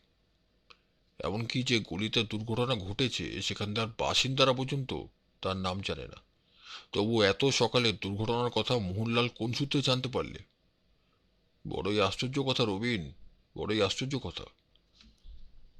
এতক্ষণ পরে হেমন্তের এই বিস্ময় স্পর্শ করলে আমার চিত্তকেও। সত্য কথা, এসব ব্যাপার তো মোহনলালের জানবার কথা নয়। হেমন্ত আবার বললে, দেখো রবিন, এই ভূপতি লোকটাকে আমার ভালো লাগছে না। আমারও না। ইন্সপেক্টর সতীশবাবুর সঙ্গে কাজ করে আনন্দ পাই, কিন্তু ভূপতির সঙ্গে কাজ করা কঠিন। এ দেখো না, তৃতীয় তাসের ওপরে রক্তাক্ত আঙুলের ছাপ পাওয়া গেছে। এই কথাটা সে আমাকে একবারও বলেনি। বললে তো ভুলে গেছে। এত বড় কথা পুলিশের লোক ভোলে না। তবে ইচ্ছে করে চেপে গেছে। ভেবেছিল এই একটা প্রমাণই করবে কেল্লা ফতে। সবাইকে দেখাবে আমি পারলুম না, কিন্তু সে নিজে করলে খুনিকে গ্রেপ্তার। তবে সে তোমার সাহায্য নিতে এসেছে কেন? বাধ্য হয়ে। নিশ্চয়ই সতীশবাবুর কথায়। সতীশবাবু একে তার চেয়ে সিনিয়র, তার উপরে এবারে গ্যাজেটে দেখলাম তিনি আসছে মাস থেকে হবেন অ্যাসিস্ট্যান্ট কমিশনার। কাজেই তার অনুরোধ রক্ষা করাই বুদ্ধিমানের কাজ। কিন্তু তুমি দেখে নিও রবিন, আমার দৃঢ় বিশ্বাস যে ভূপতির এই লুকোচুরি ব্যর্থ হবে। ভারতবর্ষের কোথাও এই তাসের আঙুলের ছাপের জোড়া পাওয়া যাবে না। অর্থাৎ ভূপতি প্রমাণ করতে পারবে না যে কোনো জানাশোনা দাগি অপরাধী এসব ডাক্তারকে খুন করেছে। তোমার এমন দৃঢ় বিশ্বাসের কারণ কি? তুমি কি কোনো মীমাংসা এসে উপস্থিত হয়েছ? তা হয়েছে বই কি। নানা প্রমাণের মাঝখানে আমি যে সূত্র গেঁথে চলেছি তার যে কমজোরি নয় এটা বুঝতে আমার বাকি নেই। গতকালও 11 তারিখে কোনো দুর্ঘটনা ঘটেনি বলে আজ সকালে নিরাশা আমার মন ভরে গিয়েছিল, একথা তুমি জানো। ভেবেছিলাম আমার সব ধারণাই বুঝি ব্যর্থ হয়ে গেল। তারপরেই ভূপতির মুখে যখন কালকের দুর্ঘটনার কথা শুনলাম, তখন আবার গভীর নিরাশার মধ্যে চলল ফের আশার আলো। আমি সাগরে বললুম, বলো কি হেমন্ত, তাহলে কি তুমি সত্যের সন্ধান পেয়েছো? পেয়েছি। কে এই অপরাধী? তার নাম এখনো জানি না। তার ঠিকানা জেনেছো তো? হ্যাঁ। কোথায় কোথায়? অন্ধকারে। তুমি কি আমার সাথে ঠাট্টা করছো? না না, সত্যি কথা বলছি। তাহলে তুমি অপরাধীর নাম বা ঠিকানা কিছুই জানো না? উহুম। তবে তোমার এতটা আশার কারণ কি? মানুষ যে আশাবাদী, আশাই যে তার জীবনের সবচেয়ে বড় সম্বল। কিন্তু তোমার আশায় যদি ছাই পড়ে? ভয় নেই, তখন আমি কাঁদবো না, কিন্তু শত্রু হাসবে। হাসতে দাও বন্ধু, হাসতে দাও। শত্রুকেও যে হাসাতে পারে সার্থক তার জীবন। আমি রাগ করে বললুম, ভূপতিকে আমার ভালো লাগে না, কিন্তু তুমি হচ্ছ অসহনীয়। হেমন্ত বিপুল কৌতুকে অট্টহাস্য করে উঠল। হাসতে হাসতে বললে, ভায়া হে, অসহনীয় হওয়া শ্রেষ্ঠত্বের লক্ষণ। তপ্ত সূর্য অসহনীয়, কিন্তু মানুষ তবু তাকে ভালোবাসে। এও জানি বন্ধু, যতই অসহনীয় হই, তুমিও আমাকে ভালোবাসতে ছাড়বে না। যাক ওসব কথা। এই আমরা শরৎপাল রোডে এসে পড়েছি। এখন খুঁজে দেখতে হবে আমাদের ডিনার অপেক্ষা করছে কোন বাড়িতে। মোহনলালের বাড়িতে গিয়ে মোহনলালের দেখা পেলুম না। আমাদের অভ্যর্থনা করলেন একটি গৌরবর্ণ দীর্ঘদেহ ভদ্রলোক। পরনে তার খদ্দরের মোটা চাদর জামা কাপড়, দাড়িগোপ কামানো। বললেন বললেন এসো বাবা এসো, তোমাদের পরিচয় আমি শুনেছি। মোহনলাল আমার জামাই, সুতরাং তোমরাও আমার ছেলের মতো। সবিস্ময়ে তার মুখের পানে তাকালুম। ইনি ঈশানপুরের ধনকুবের জমিদার পরমানন্দ রায়চৌধুরী।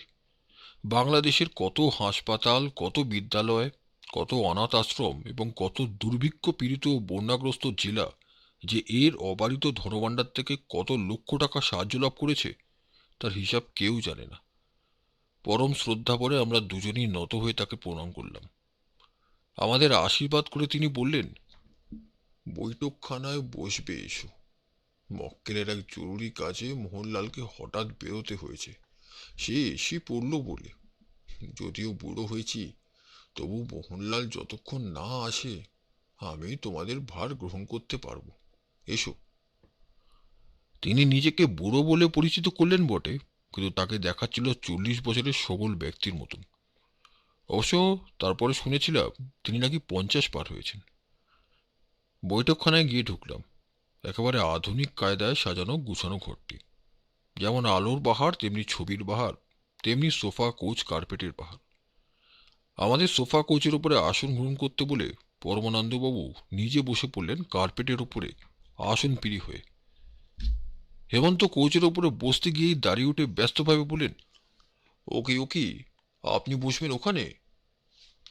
পরমানন্দবাবু মাথা নাড়তে নাড়তে ধীরে ধীরে বললেন, আর বাবা, আপনার বলতে সবাই যখন ছিল তখন আমিও ছিলাম বিলাসী ফুলবাবু। এখন সবাই আমাকে ছেড়ে গিয়েছে, তাই আমিও ছেড়ে দিয়েছি সমস্ত শখের বাহুল্য। আজ আমার শ্রেষ্ঠ আসন হচ্ছে ধরণী আসন, শ্রেষ্ঠ আহার হচ্ছে হবিবস্য, শ্রেষ্ঠ চিন্তা হচ্ছে পরকালের চিন্তা। আমি বললুম, তবে আমরাও কার্পেটের উপরে বসবো। আমরা দুজনে তার সামনে কার্পেটের উপরই আসন গ্রহণ করলাম। তিনি আপত্তি করলেন না। বললেন, একালের ছেলেরা এখনো বয়োবৃদ্ধদের সম্মান ভোলেনি দেখে সুখী হলুম। তারপর তার সঙ্গে নানা প্রসঙ্গ নিয়ে আলোচনা হলো খানিকক্ষণ। যদিও তিনি গম্ভীর নন, তবু 1 ঘন্টার মধ্যে তার মুখে একবারও দেখলাম না এতটুকু হাসির আভাস। পরমানন্দবাবু যেন মূর্তিমান বিষাদ। কথায় কথায় তিনি তার স্বর্গীয় কন্যার প্রসঙ্গ তুললেন কয়েকবার। বললেন, সংসারে আমার শেষ বন্ধন ছিল ওই মেয়েটি, তাকেও আমি হারালুম। আমার মতো অভাগা আর কেউ নেই। দুটি শিশু নাতি নাতনি আছে বটে, কিন্তু তাদের ভরসা আর রাখি না। ওই শিবরাত্রির সলতে দুটি জ্বলতে জ্বলতেই যেন চোখ বুঝতে পারি। এখন এই আমার একমাত্র কামনা। এমন সময় মোহনলাল এসে হাজির। তাকে দেখেই পরমানন্দবাবু উঠে দাঁড়িয়ে বললেন, এই তোমাদের বন্ধু এলো, আমার পালাও ফুরলো। নাও, এখন ওপরে উঠে বসো। তোমাদের পাশে কি আমাকে মানায় বাবা? এই যে শুক্লপক্ষ আর কৃষ্ণপক্ষ। তিনি তালতলার চটি পড়ে সশব্দে চলে গেলেন। মোহনলাল কাচুমাচু মুখে বললে, ভাই, আমি ছিলুম না বলে তোমরা। হেমন্ত বাধা দিয়ে বললে, থাক, তুমি যা বলতে চাও বুঝেছি। আগে কিছু চায়ের ফরমাশ করো দেখি। ভৃত্যকে চা আনতে হুকুম দিয়ে মোহনলাল বললে, আমার শ্বশুরমশাইয়ের সঙ্গে আলাপ হলো? আমি হেসে বললুম, আমরা তো আলাপ করতেই চেয়েছিলাম, কিন্তু ওর মন তো দেখলাম বিলাপে ভরা। হ্যাঁ, উনি নিজেও সেটা বুঝেন, তাই সমাজে মেলামেশা ছেড়ে দিয়েছেন। হেমন্ত বললে, কিন্তু চমৎকার চিত্তাকর্ষক লোক। ওরা বর্তমানে ঈশানপুরের জমিদারির মালিক হবে কে? জমিদারির অস্থাবর সম্পত্তির মালিক হবে আমার ছেলে, কিন্তু নগদ টাকা কড়ি সমস্তই উনি সাধারণ সৎ কাজে দান করে যেতে চান। এর মধ্যে উইলও নাকি হয়ে গেছে। আমি বললুম, এমন সাধু পুরুষ এখানে দেখা যায় না। চা এলো। একটা পেয়ালা তুলে নিয়ে হেমন্ত বললে, এইবারে কাজের কথা হোক। আমার সঙ্গে তোমার কি পরামর্শ আছে? মোহনলালের মুখের ওপরে একটা কালো ছায়া নেমে এলো। একটু চুপ করে থেকেছে বললে, ঠিক পরামর্শ নয় ভাই, একটা কারণে আমি বড় বিস্মিত হয়েছি। কারণটা শুনি। তাহলে একটু গোড়া থেকেই বলতে হয়। কাল তোমাকে বলেছি আমার স্ত্রীর মৃত্যু হয়েছে আজ 3 মাস। তার আগে প্রায় 1.5 বছর ধরে তিনি রোগ ভোগ করেছেন, আর গোড়া থেকে শেষ পর্যন্ত ছিলেন ডাক্তার সুনীল চৌধুরীর চিকিৎসাধীনে। অসুখটা কি? অ্যালোপ্যাথরা বলছেন ক্যান্সার, কবিরাজরা বলছেন অন্য রোগ। রোগ কিছুতেই কমছে না দেখে মিস্টার চৌধুরী আর 4জন বড় বড় ডাক্তার এনে একদিন পরামর্শ করলেন। পরামর্শে স্থির হলো অস্ত্রচিকিৎসার দরকার। আমি আর বিশেষ করে আমার শ্বশুরমশাই ছিলাম অস্ত্রচিকিৎসার বিরুদ্ধে, কিন্তু ডাক্তার এমন ভয় দেখালেন যে শেষটা আমাদেরও বাধ্য হয়ে মত দিতে হলো। অস্ত্রচিকিৎসার 3 দিন পরে আমার স্ত্রীর মৃত্যু হয়। হেমন্ত বললে, অত্যন্ত দুঃখের কথা, কিন্তু এ বিষয় নিয়ে এখন আর আলোচনা করে লাভ তো নেই। জানি, কিন্তু আমার স্ত্রীর মৃত্যু নিয়ে আলোচনা করবার জন্য আমি তোমাকে ডাকিনি। তবে কলকাতার ডাক্তারের পর ডাক্তার হত্যা হচ্ছে, আর তুমি হচ্ছে সেই রহস্যময় মামলার প্রধান পরামর্শদাতা। কে তোমাকে বললে? নামে দরকার নেই, বলো একথা সত্য কিনা। হ্যাঁ। 3জন ডাক্তার মারা পড়েছেন। চতুর্থ ডাক্তার মিস্টার চৌধুরী মারা যেতে যেতে বেঁচে গিয়েছেন। আক্রান্ত হতে বাকি আছেন আর মাত্র একজন, গম্ভীর স্বরে বললে হেমন্ত। আমি সবিস্ময়ে হেমন্তের মুখে পানে তাকিয়ে দেখলাম। এই কথাতে সে আমার কাছেও প্রকাশ করেনি। চমকে উঠে বিবর্ণ মুখে মোহনলাল বললে, এ কথাও তুমি জানো? জানি। বাদো বাদো গলায় থেমে থেমে মোহনলাল বললে, আমার স্ত্রীর জন্য ডাক্তারদের যে পরামর্শ সভা বসেছিল, তাতে কোন কোন চিকিৎসক ছিলেন জানো? মৈনুমোহন দত্ত, এন বসু, MC বিশ্বাস, সুনীল চৌধুরী আর সন্তোষ কুমার সেন। তুমি দেখছো হেমন্ত, সেদিন যারা আমার বাড়িতে হাজির ছিলেন, আক্রমণ হয়েছে কেবল তাদের উপরই, বাকি একজন ছাড়া। কিন্তু কে বলতে পারে কবে তারও মাথায় পড়বে কারা? হত্যাকারীর দৃষ্টি কবে যে সন্তোষবাবুর উপরে পড়বে সেটা আমার অজানা নেই। হেমন্ত কথাগুলো বললে বেশ সহজ ও শান্তভাবে। ভয় বিহুল চোখে মোহনলাল বললে, ভাই, এই আমার গুপ্ত কথা। আমি এই রহস্যের কারণ বুঝতে পারছি না। দিনরাত খালি এই কথাই ভাবছি, অথচ কারো কাছে কিছু প্রকাশ করতে সাহস পাচ্ছি না। তুমি এর কোনো সদুত্তর দিতে পারো? সেটা আমার সাধ্যের বাইরে। অথচ তুমি এত কথা জানো। অনেক কথাই জানি, কিন্তু আপাতত শেষ কথা বলবার শক্তি আমার নেই। আমার অবস্থা এখন কিরকম জানো? পরদীপমালা নগরে নগরে তুমি যে তিমিরে, আমি সেই তিমিরে। আমি জিজ্ঞাসা করলুম, তোমার শ্বশুর মশাই কথা জানেন? জানেন। তিনি আবার আমার চেয়েও বেশি অভিভূত হয়ে পড়েছেন। তার মন নরম, কেউ একটা পোকা মারলেও তার সহ্য হয় না। তৃতীয় হত্যাকাণ্ডের পর থেকে ভয়ে তিনি খবরের কাগজ পড়া পর্যন্ত ছেড়ে দিয়েছেন। হেমন্ত জিজ্ঞাসা করলে, ডাক্তার সন্তোষ কুমার সেনের ঠিকানা কি? 5 নম্বর মদন ঠাকুর রোড, বালিগঞ্জ। ঠিকানাটা পকেট বুকে টুকে নিয়ে হেমন্ত উঠে দাঁড়িয়ে বললে, মোহনলাল, আমার খিদে পেয়েছে। চলো চলো, খাবার তৈরি। বৈঠকখানা থেকে বেরিয়ে দেখি ওপরে সিঁড়ি দিয়ে নিচে নেমে এলেন পরমানন্দবাবু। মোহনলাল জিজ্ঞাসা করলে, আপনি কি বাসা যাচ্ছেন? হ্যাঁ বাবা, রাত হলো। তোমার বন্ধু দুটিকে ভালো লাগলো, ওদের আবার দেখতে পেলে খুশি হব। পরমানন্দবাবু চলে গেলেন। আমরাও মোহনলালের পেছনে পেছনে চললুম খাবার ঘরের দিকে। গাড়িতে উঠে বাড়ি ফেরবার পথে হেমন্তকে বললাম, তুমি আগে থাকতেই জানতে 5জন ডাক্তারের মৃত্যু হবার সম্ভাবনা? জানতুম বললে ঠিক হবে না, অনুমান করেছিলাম। অথচ আমার কাছে ঘুণাক্ষরেও প্রকাশ করনি। এই ব্যাপারটা ক খ পড়ার মতো সহজ, আমি আবার প্রকাশ করব কি? তোমার কাছে সহজ হতে পারে, আমার কাছে নয়। তুমি যদি ভূপতির দলের লোক হও, আমি কি করব বলো? একদিন তোমাকে আমি ইঙ্গিত দিয়েছিলাম যে এই মামলার অপরাধী হচ্ছে রোমান্টিক বা উৎকট কল্পনারসিক। এমনকি এই রহস্যময় তাসের পাঞ্জার দিকেও তোমার দৃষ্টি আকর্ষণ করেছিলাম। তবু তুমি বুঝতে চেষ্টা করোনি।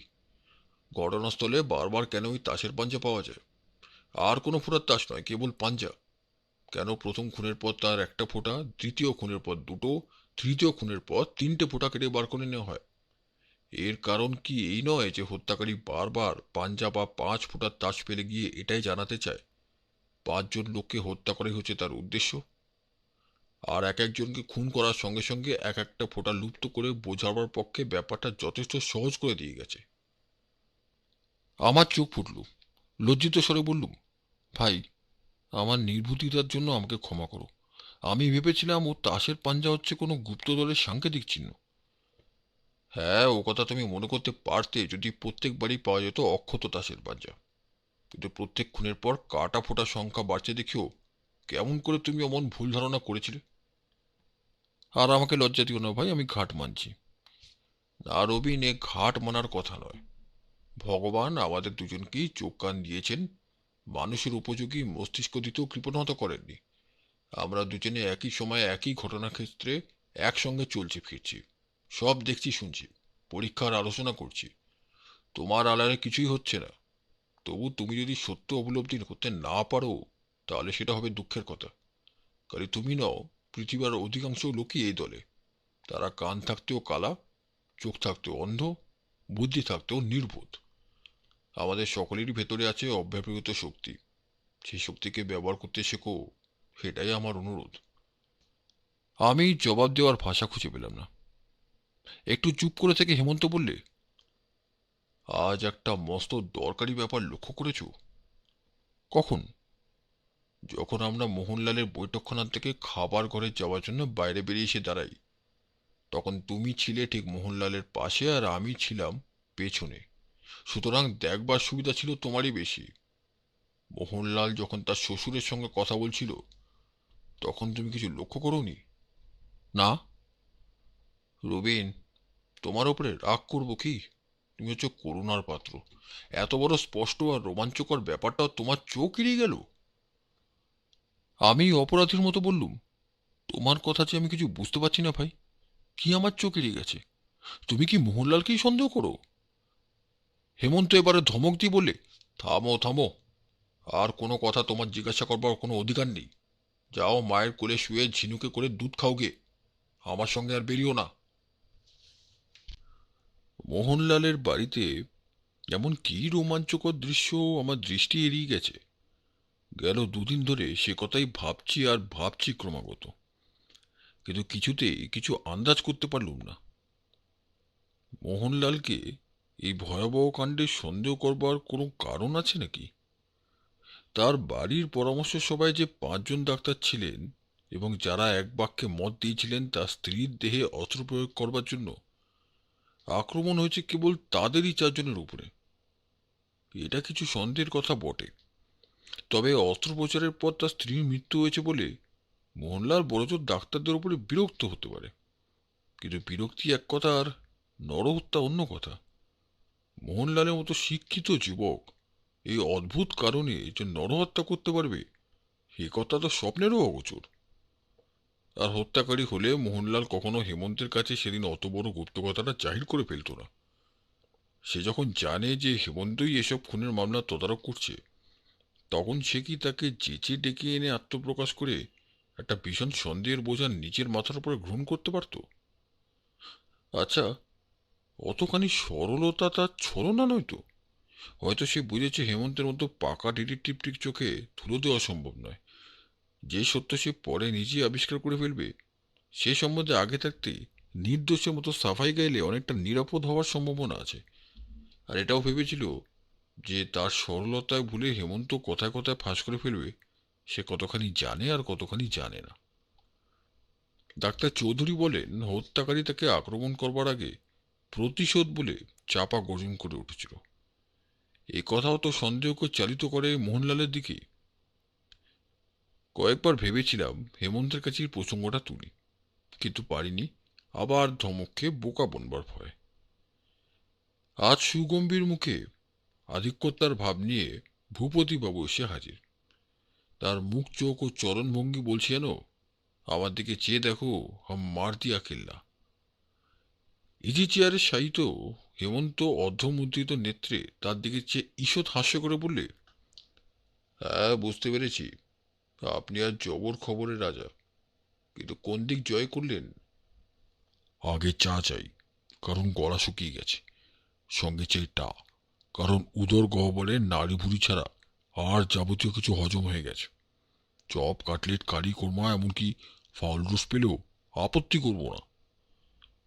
আমি আশ্চর্য হয়ে বললুম, বলেন কি মশাই, এই বৈকালে চায়ের সঙ্গে কারি কোরমা রোস্ট? এই যে ভদ্র সমাজে অবৈধ রীতি একেবারে অচল। আমি বাবা গেরস্তের ছেলে, এ খাবো না ও খাবো না বলি না। সমুখ দেশে যে কোনো খাদ্য আবির্ভূত হবে, আমার উদর বলবে স্বাগত। ভাই হেমন্তবাবু, আজ কি আশা করতে পারি? আপাতত কাটলেট আর টিকিয়া কাবাব আদেশ করলেই আসতে পারে। আর পেয়ালা তিনেক চা? নিশ্চয়ই। বেশ, তাই সই। ভূপতিবাবু চেয়ারের উপরে যে আসন গ্রহণ করলেন, পাড়ার লোকে সেটা জানতে পারলে। তারপর খবরটা শুনি খনির আঙুলের ছাপের কতকটা কিনারা হয়েছে। কতকটা মানে? ওটা কথার কথা আর কি। পাঞ্জাবের একটা পেশোয়ারির আঙুলের সঙ্গে আমাদের তাসের পাঞ্জার আঙুলের ছাপ মিলে গেছে। মিলে গেছে? সবিস্ময় এই কথা বলে হেমন্ত খাড়া হয়ে উঠে বসল। ওই প্রায় মিলে গেছে আর কি। ও, প্রায়। হেমন্ত আবার ইজি চেয়ারের উপরে এলিয়ে পড়ল। অবশ্যই দু তিন জায়গা মেলেনি, সেটা আমি বুঝেছি। না মেলবার কারণও আছে। আছে নাকি? হ্যাঁ, যে সময় পেশোয়ারিরটা আঙুলের চাপ নেওয়া হয়, তখন তার আঙুলটা আহত ছিল। হেমন্তের মুখে আবার উত্তেজনার চিহ্ন দেখা দিলে, কিন্তু সে মুখে কিছু বললে না। আমি জিজ্ঞাসা করলুম, সেই পেশোয়ারিটা এখন কোথায়? 3 মাস আগে সে ছিল লখনৌয়ে। সেখান থেকে সে যে বর্ধমানে আসে তাও জানা গিয়েছে, কিন্তু তারপর তার আর পাত্তা পাওয়া যাচ্ছে না। আমি বলি, যে বর্ধমানে এসেছে সে কলকাতাতেও আসতে পারে, কি বলেন? তাই নয় কি? কলকাতা পুলিশের টনক নড়িয়ে দিয়েছি, চারিদিকে চলছে খোঁজাখুঁজি, ব্যাটা ধরা পড়ল বলে। হেমন্ত বললে, কিন্তু এই পেশোয়ারি ভদ্রলোক বেছে বেছে বাঙালি ডাক্তার হত্যা করবে কেন? তার কারণ তো আগেই দেখিয়েছি। একদল হাতুড়ে ডাক্তার পথ থেকে কাটা সরাবার জন্য গুন্ডা নিযুক্ত করেছে। গুন্ডারা ঘটনাস্থলে তাসের পাঞ্জা ফেলে যাবে কেন?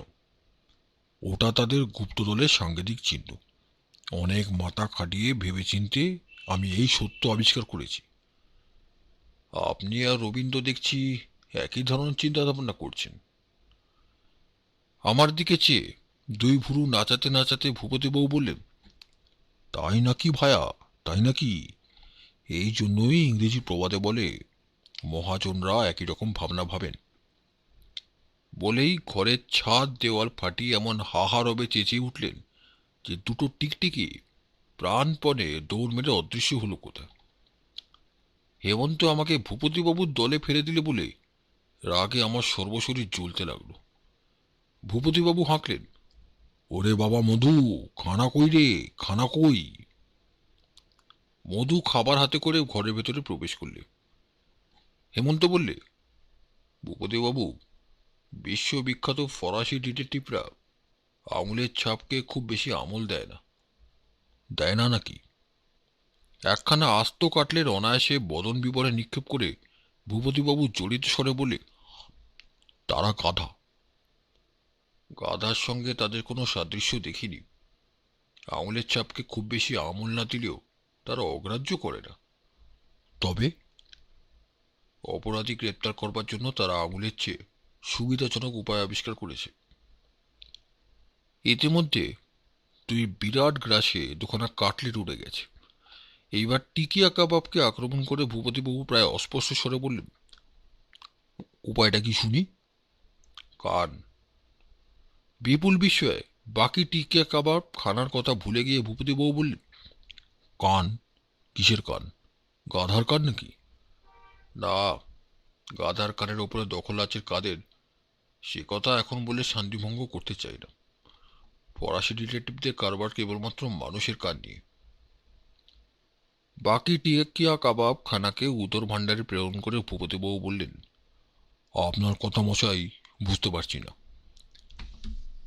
আমি যখন ফ্রান্সের রাজধানী প্যারিস শহরে বেড়াতে যাই, তখন ফরাসি পুলিশের প্রধান কার্যালয় দেখতে গেছিলাম। সেখানে কেবল পুলিশের লোকের জন্য একটি মস্ত জাদুঘর আছে। সে ঘরে ঢুকে প্রথমে কি চোখে পড়ল জানেন? এক হাত বড় একখানা মানুষের কান। সে কানের এক এক অংশ নীল, লাল, হলদে ও সাদা রঙে আঁকা। এক একটি অংশ এক একটি অক্ষরে চিহ্নিত। তার এইরকম 20টি বিভিন্ন অংশ আছে। চায়ের দ্বিতীয় পেয়ালা দ্বিতীয় চুমুকে খালি করে ভূপতিবাবু বললেন, বাপ্পা, কান নিয়ে এত টাঁটারির মানে হয় না। তাদের মতে খুব মানে হয়, কারণ তারা বহু পরীক্ষার পর বুঝতে পেরেছে যে সারা জগৎ খুঁজলেও একরকম দেখতে দুখানা কান আবিষ্কার করা অসম্ভব। তাই তারা অপরাধী গ্রেপ্তার করে কান দেখে। কান টানলেই মাথা আসে বলে? প্রায় সেরকমই আর কি।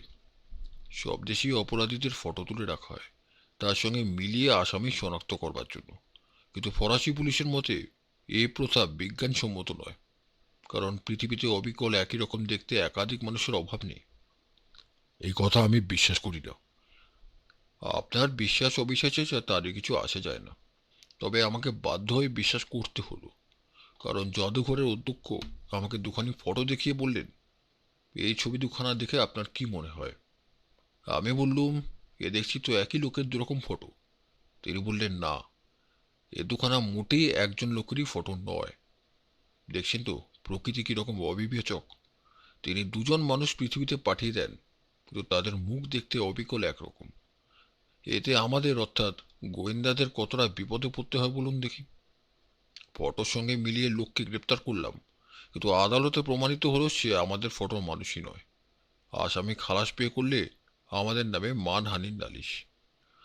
তারপর দেখুন, রাস্তা চলতে চলতে কারোর উপরে সন্দেহ হলেই আমরা তাকে ধরে বলতে পারি না, বসাই বার করুন তো হাত, আপনার আঙুলের ছাপ চাই। কিন্তু এই ক্ষেত্রে তার কান হয় আমাদের সহায়। বুঝেছেন ভূপতিবাবু, ফরাসি গোয়েন্দারা কান সম্বন্ধে অত্যন্ত বিশেষজ্ঞ। গোয়েন্দা পাঠশালায় ভর্তি হলেই তাদের কর্ণ সংক্রান্ত শিক্ষা নিতে হবে।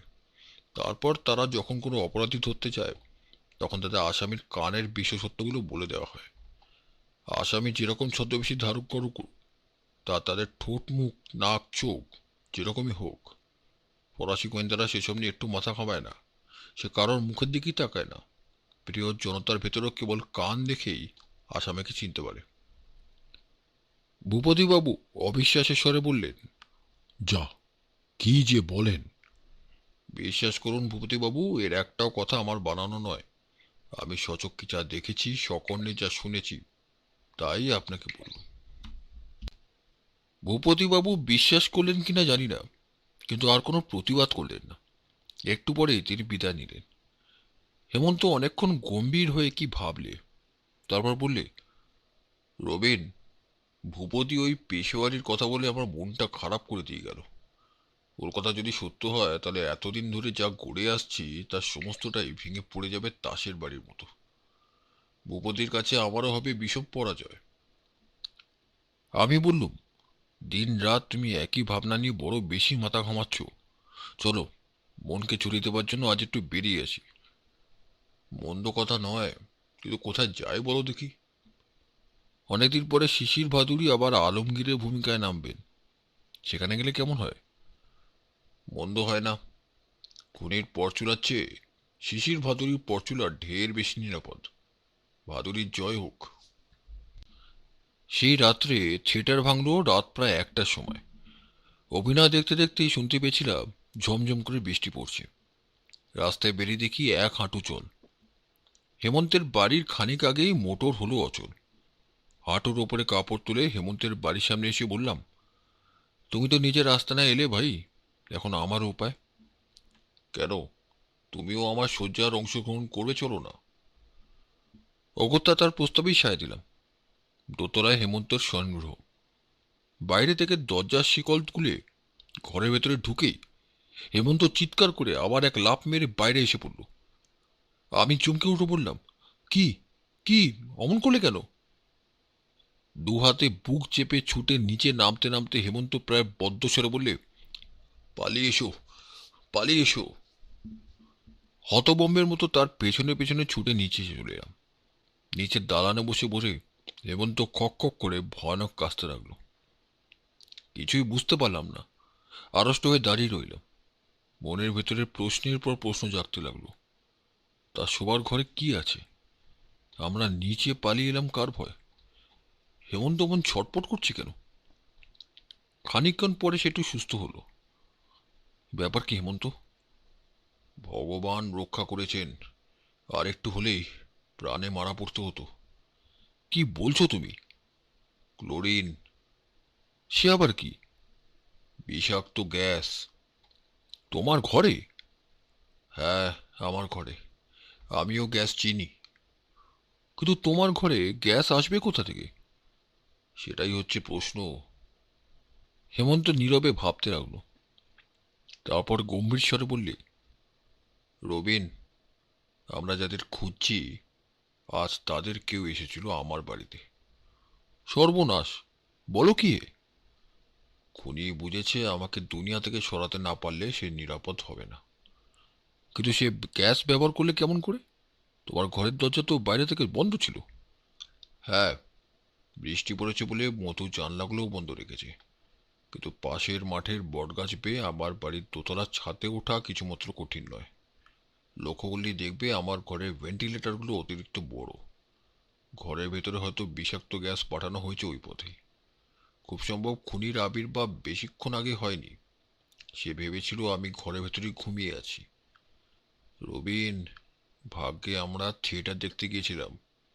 তোমাদের শিশির ভাদুড়ি আমাদের প্রাণ রক্ষা করেছেন। বুকের ভেতরটা কাঁপতে লাগলো। খুনি যখন আমাদের চেনে, তখন আমরাও হয়তো তাকে চিনি। কেবল সাহসী নয়, তার মৌলিকতা ও চাতুর্য বিস্ময়কর। ক্লোরিন! আমি তার নাম শুনেছি মাত্র, তার গুণাগুণ কিছুই জানি না। হেমন্ত রসায়নবিদ্যায় পণ্ডিত। ও সমস্ত নিয়ে রীতিমতো নাড়াচাড়া করার অভ্যেস তার আছে।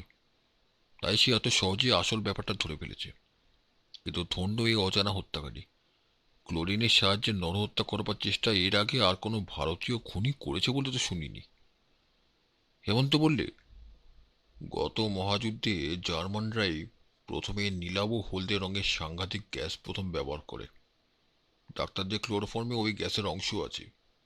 ক্লোরিন যাকে মারে, অত্যন্ত যন্ত্রণা দিয়ে মারে। এ দেখো না, তার সংস্পর্শে আসতে না আসতে আমারই কি দশা হয়েছে। এখনো আমি ভালো করে নিঃশ্বাস টানতে পারছি না। দুপুরবেলায় হন্তদন্তের মতন ঘরের ভেতরে ঢুকে ভূপতিবাবু বললেন, বেটা বড়ই ফাঁকি দিয়ে পালিয়ে গেল মশাই। হেমন্ত ক্রিমিনোলজির পাতা উল্টাচ্ছিল। আমি পড়ছিলাম বাইরেনের কবিতা। বইখানা বন্ধ করে হেমন্ত বললে, পালিয়ে গেল? কে?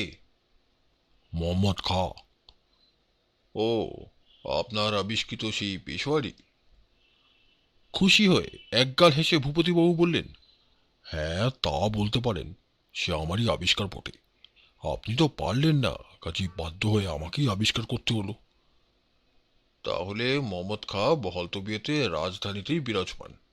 বেশ বেশ, আপনার সিদ্ধান্ত দেখছি আরো দৃঢ় হলো। তাহলেই তো, চেষ্টা করলে কি না হয়।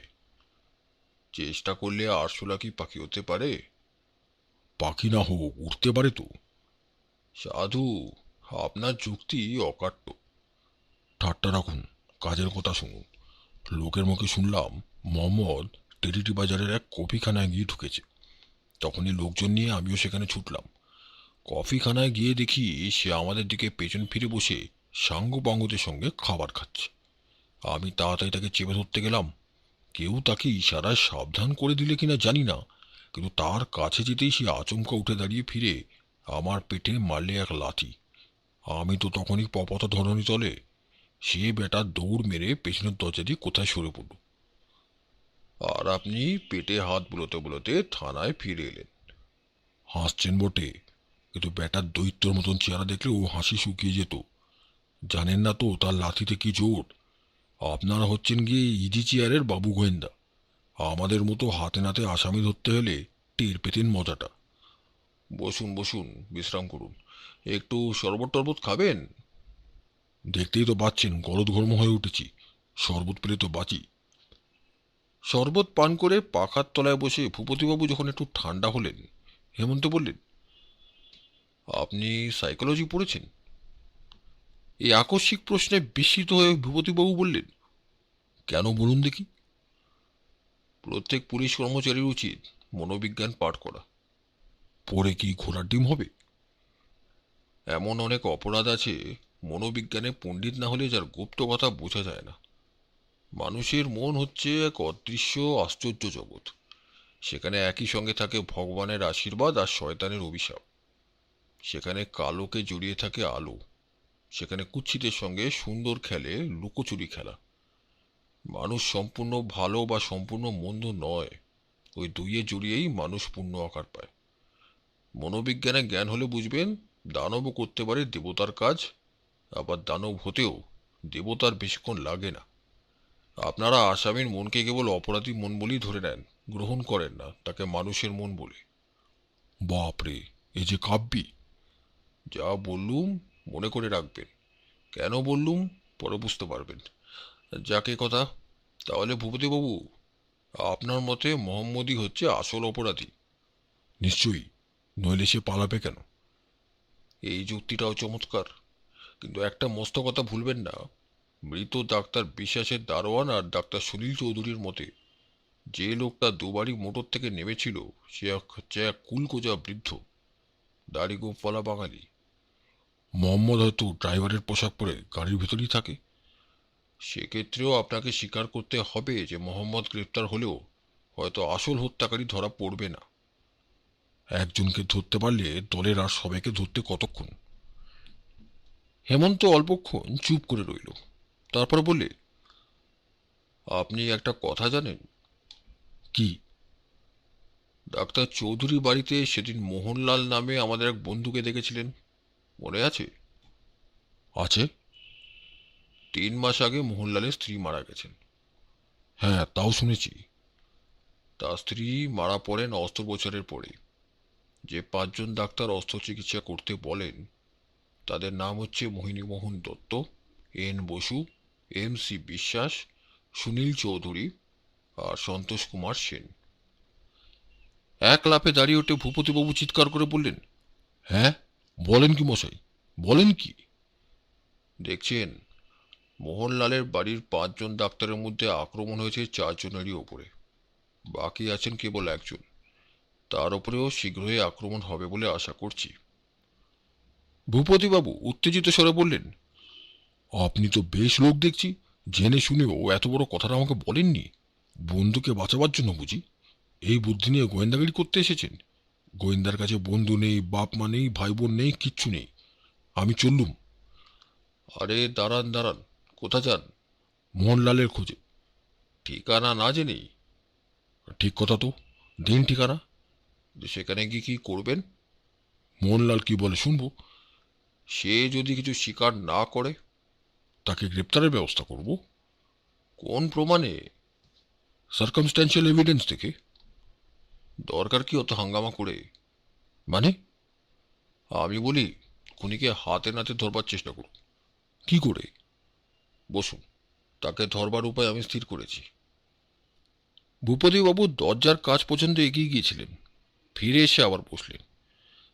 আমার দিকে ফিরে মুখ টিপে হাসতে হাসতে হেমন্ত বললে, বুদ্ধিমান রবিন, একটা বিষয় নিয়ে তুমি কি মাথা ঘামাবার সময় পেয়েছো? বুঝলাম হেমন্তের দুষ্ট বুদ্ধি জেগেছে, সে আমাকে অপদস্থ করবার ফিকিরে আছে। সাবধান হয়ে বললাম, কি? প্রথম খুন হয় কোন তারিখে? 21শে জুলাই। তারপর 28শে জুলাই, 4ঠা আগস্ট। ডাক্তার চৌধুরীর উপর আক্রমণ হচ্ছে 11ই আগস্ট। গুড বয়, তোমার স্মৃতিশক্তিও প্রশংসনীয়। আজ ক তারিখ? 18ই আগস্ট। এখন চিন্তা করে দেখো, তারিখগুলোর মধ্যে কিছু লক্ষ্য করা উচিত। ধাঁ করে মাথা একটা সত্যের ইঙ্গিত জাগলো। এতদিন তারিখগুলোকে পাশাপাশি সাজিয়ে আমি কিছু ভাববার চেষ্টা করিনি। আজ হঠাৎ আমার চোখ পড়ল। উত্তেজিতভাবে বললুম, হেমন্ত, হেমন্ত, প্রতি 7 দিনের মাথায় হত্যাকারী একবার করে দেখা দিয়েছে যে। জিতারহ, তাহলে তোমার ঘটে কিঞ্চিত বুদ্ধি আছে। ভূপতিবাবু বললেন, ও, এর লক্ষ্য করা তো খুবই সহজ। ঠিক, সেই জন্যই তো বুদ্ধিমানরা সহজকে নিয়ে মস্তিষ্ককে ভারাক্রান্ত করেন না। কিন্তু রবিন, তুমি এখনো আমার প্রশ্নের সম্পূর্ণ উত্তর দাওনি। আবার বলি, আজ 18ই আগস্ট। আবার দেখতে পেলুম একটি সাংঘাতিক সত্যকে। আমি সবাই বলে উঠলুম, কি সর্বনাশ! কি ভয়ানক, কি ভয়ানক! বলেই ভূপতিবাবু এমন ধরপড় করে উঠলেন যে চেয়ার শুদ্ধ দরাম করে পড়ে গেলেন মাটির উপরে। হেমন্ত হাসতে হাসতে বললেন, একবার কফি খানায় আর একবার এখানে। ভূপতিবাবু, একই দিনে আপনার হলো দুবার পতন। জাগ্রত হন। ভূপতিবাবু এতটাই উত্তেজিত হয়েছিলেন যে তার কিছুমাত্র লেগেছে বলে মনে হলো না। পরেই চট করে উঠে দাঁড়িয়ে তিনি বললেন, হেমন্তবাবু, হেমন্তবাবু, আজই যে হত্যাকারীর আবার আবির্ভূত হওয়ার দিন। হ্যাঁ, সেরকমই তো আশা করছি। এ হচ্ছে রোমান্টিক হত্যাকারী।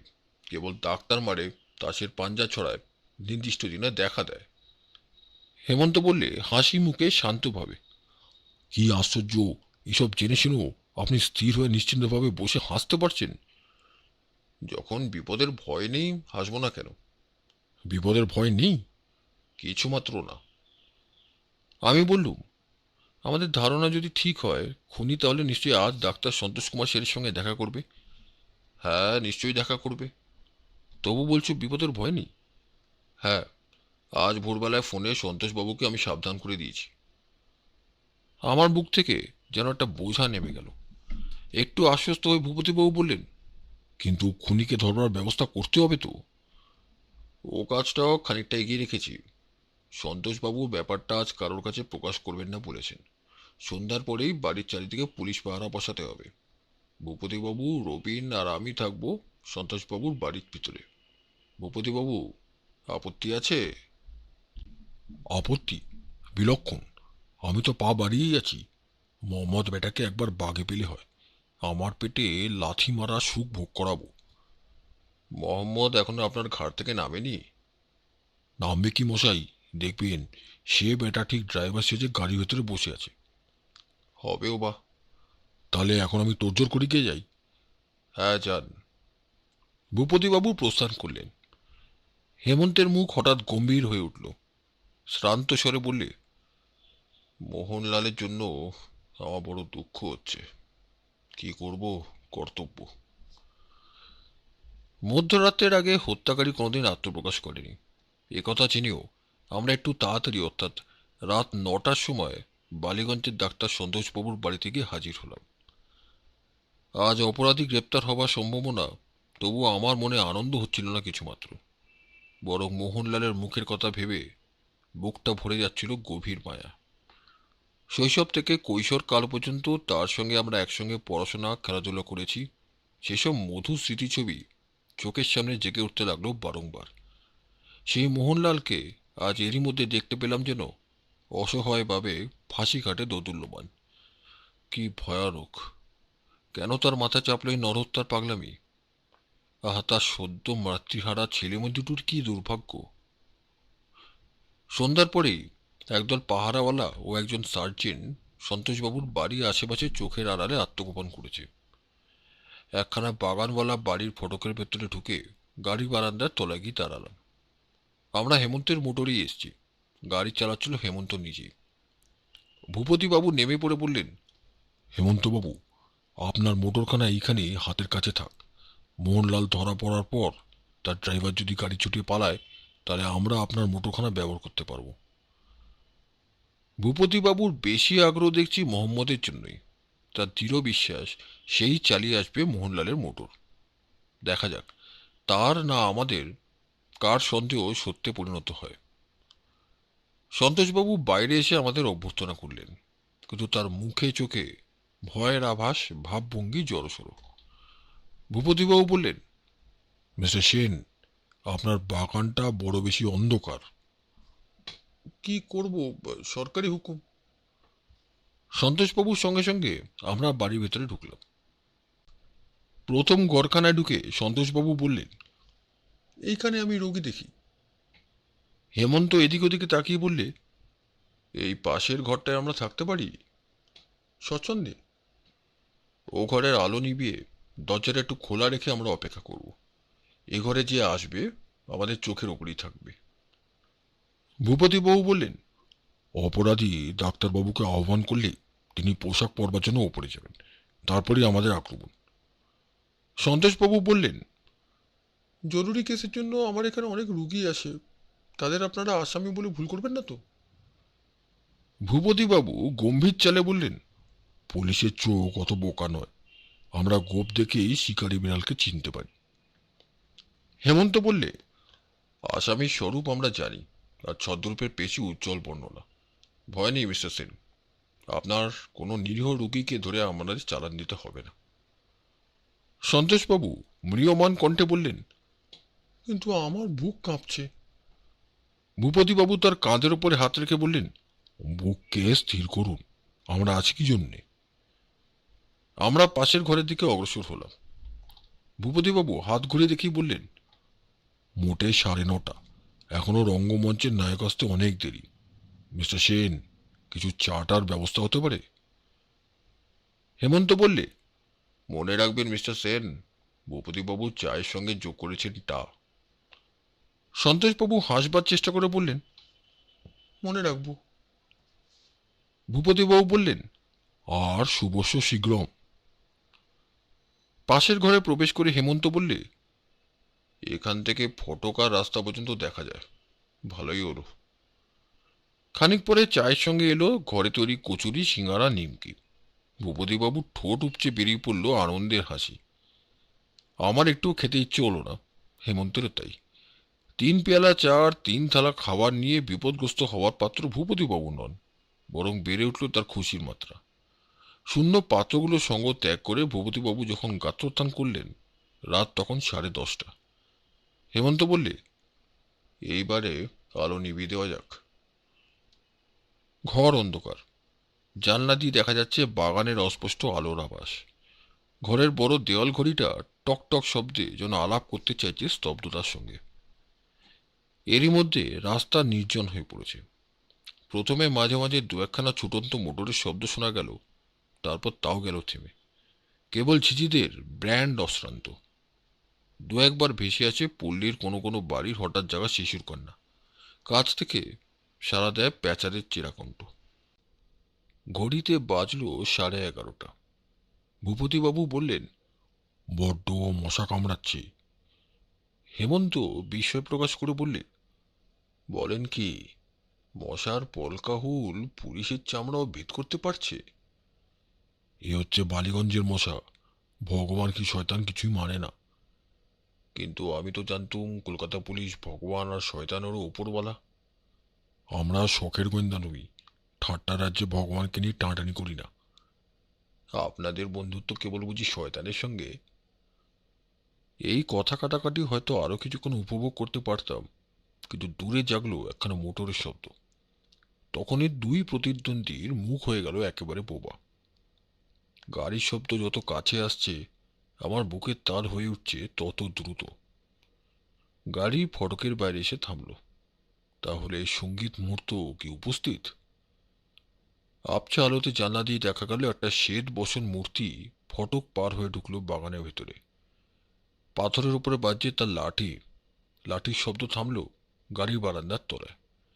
সেখানে অপেক্ষা করছিল সন্তোষবাবুর পেয়ারা। আগন্তুক অতি মৃদু স্বরে কি বললে বোঝা গেল না। উত্তরে বেয়ারা বললে, ডাক্তারবাবু আছেন, আপনি ভেতরে আসুন, আমি খবর দিচ্ছি। আগন্তুক ঘরের ভেতরে এসে দাঁড়ালো।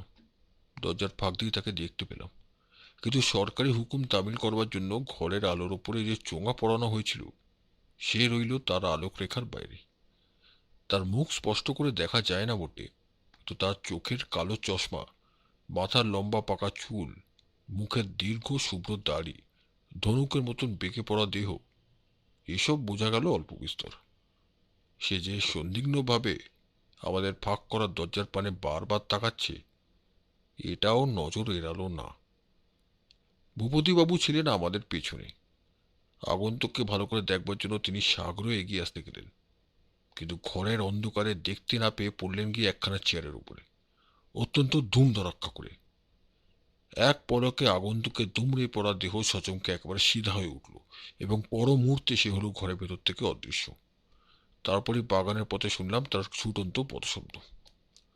তীর বেগে বাইরে বেরিয়ে গিয়ে হেমন্ত তার মোটর স্টার্ট দিতে লাগলো, এবং আমার পেছনে পেছনে ভূপতিবাবু দৌড়ে এলেন খুব জোরে হুইসেল বাজাতে বাজাতে।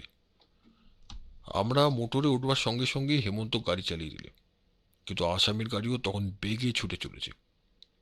বাঁশি শুনে ততক্ষণে নানা গুপ্ত স্থান থেকে পাহারাওয়ালারা বেরিয়ে এসেছে বটে, কিন্তু ইতিমধ্যে অগ্রবর্তী মোটরের ভেতর থেকে 5-6টা রিভলভারের গুলি ছুটে এসে তাদের কর্তব্য পালনের উৎসাহকে দিয়েছে প্রচণ্ড বাধা। আমাদের গাড়ি ফটক পার হতেই একজন সার্জেন্ট ও দুজন পাহারাওয়ালা পা দানের উপরে লাফ মেরে উঠে পড়ল। চকিতের মধ্যে চলন্ত গাড়ি থেকে মুখ বাড়িয়ে দেখে নিলাম রাজপথে ছটপট করছে একটা পাহারাওয়ালা। সোজা পথ, প্রায় 150 গজ দূরে দেখা গেল তীব্র বেগে দৌড়চ্ছে আসামির মোটরখানা। ভূপতিবাবু হাত পা ছুটতে ছুটতে ক্রমাগত চেঁচাচ্ছেন, আরে ও হেমন্তবাবু, আরে আরে করছেন কি, আরো জোরে চালান, আরো জোরে আরো জোরে, আসামি ভাগলো যে। মোটরের হুইল ধরে সামনের দিকে দৃষ্টি রেখে হেমন্ত ক্রুদ্ধ কর্কশ কণ্ঠে ধমক দিয়ে বলল, থামুন আপনি, আপনার জন্যই আসামি পালিয়েছে। ভূপতিবাবু একেবারে চুপ মেরে গেলেন। কিন্তু হেমন্তের গাড়িখানা আসামির গাড়ির চেয়ে ঢের বেশি শক্তিশালী ও বেগবান। দুখানা গাড়ির মধ্যে ব্যবধান করে আসছে তাড়াতাড়ি। আসামির গাড়ি এখন বোধহয় 40 গজের চেয়ে বেশি দূরে নেই। মিনিট দেড়েক পরে আগের মোটরখানা হঠাৎ একখানা বাড়ির সামনে এসে পড়ল। ভেতর থেকে লাফ মারলে একটা মূর্তি, এবং সঙ্গে সঙ্গে আমাদের মোটরখানাও ঠিক সেখানে গিয়ে রুদ্ধ করলে গতি। 1 সেকেন্ডের মধ্যে আমরাও গাড়ির বাইরে। অস্পষ্ট আলোকে দেখলাম বাড়ির সদর দরজার কাছে দাঁড়িয়ে আসামি আমাদের লক্ষ্য করে রিভলভারের ঘোড়া টিপলে। ভূপতিবাবু চেঁচিয়ে উঠলেন, হুঁশিয়ার! কিন্তু কোনো আওয়াজ শোনা গেল না। আসামির রিভলভারে আর গুলি নেই। হেমন্ত বিদ্যুৎ বেগের দরজার দিকে ছুটে গেল। আসামিও ভেতরে ঢুকে সামনে সিঁড়ি দিয়ে এক এক লাফে 2-3টে ধাপ পার হয়ে ওপরে উঠতে লাগলো। আমরা ওপরে উঠতে উঠতে শুনলাম দরম করে একটা দরজার বন্ধ হওয়ার শব্দ। দোতলায় গিয়ে দেখি হেমন্ত একটা বন্ধ দরজার উপরে দুমদাম লাথি মারছে। তার প্রবল পদাঘাতে দরজার খিল ভেঙে যেতে দেরি লাগলো না।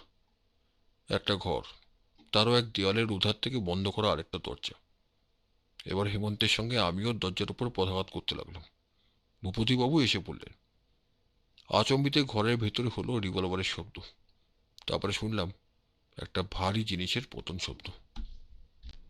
ভূপতিবাবু বললেন, ও আবার কে রিভলভার ছুড়ে? হেমন্ত হতাশভাবে বললে, আসামি, সে রিভলভারে গুলি ভরবার সময় পেয়েছে, আত্মহত্যা করলে। আমি আর বার দুয়েক পদাঘাত করবার পরেই খিল ভেঙে দরজা খুলে গেল।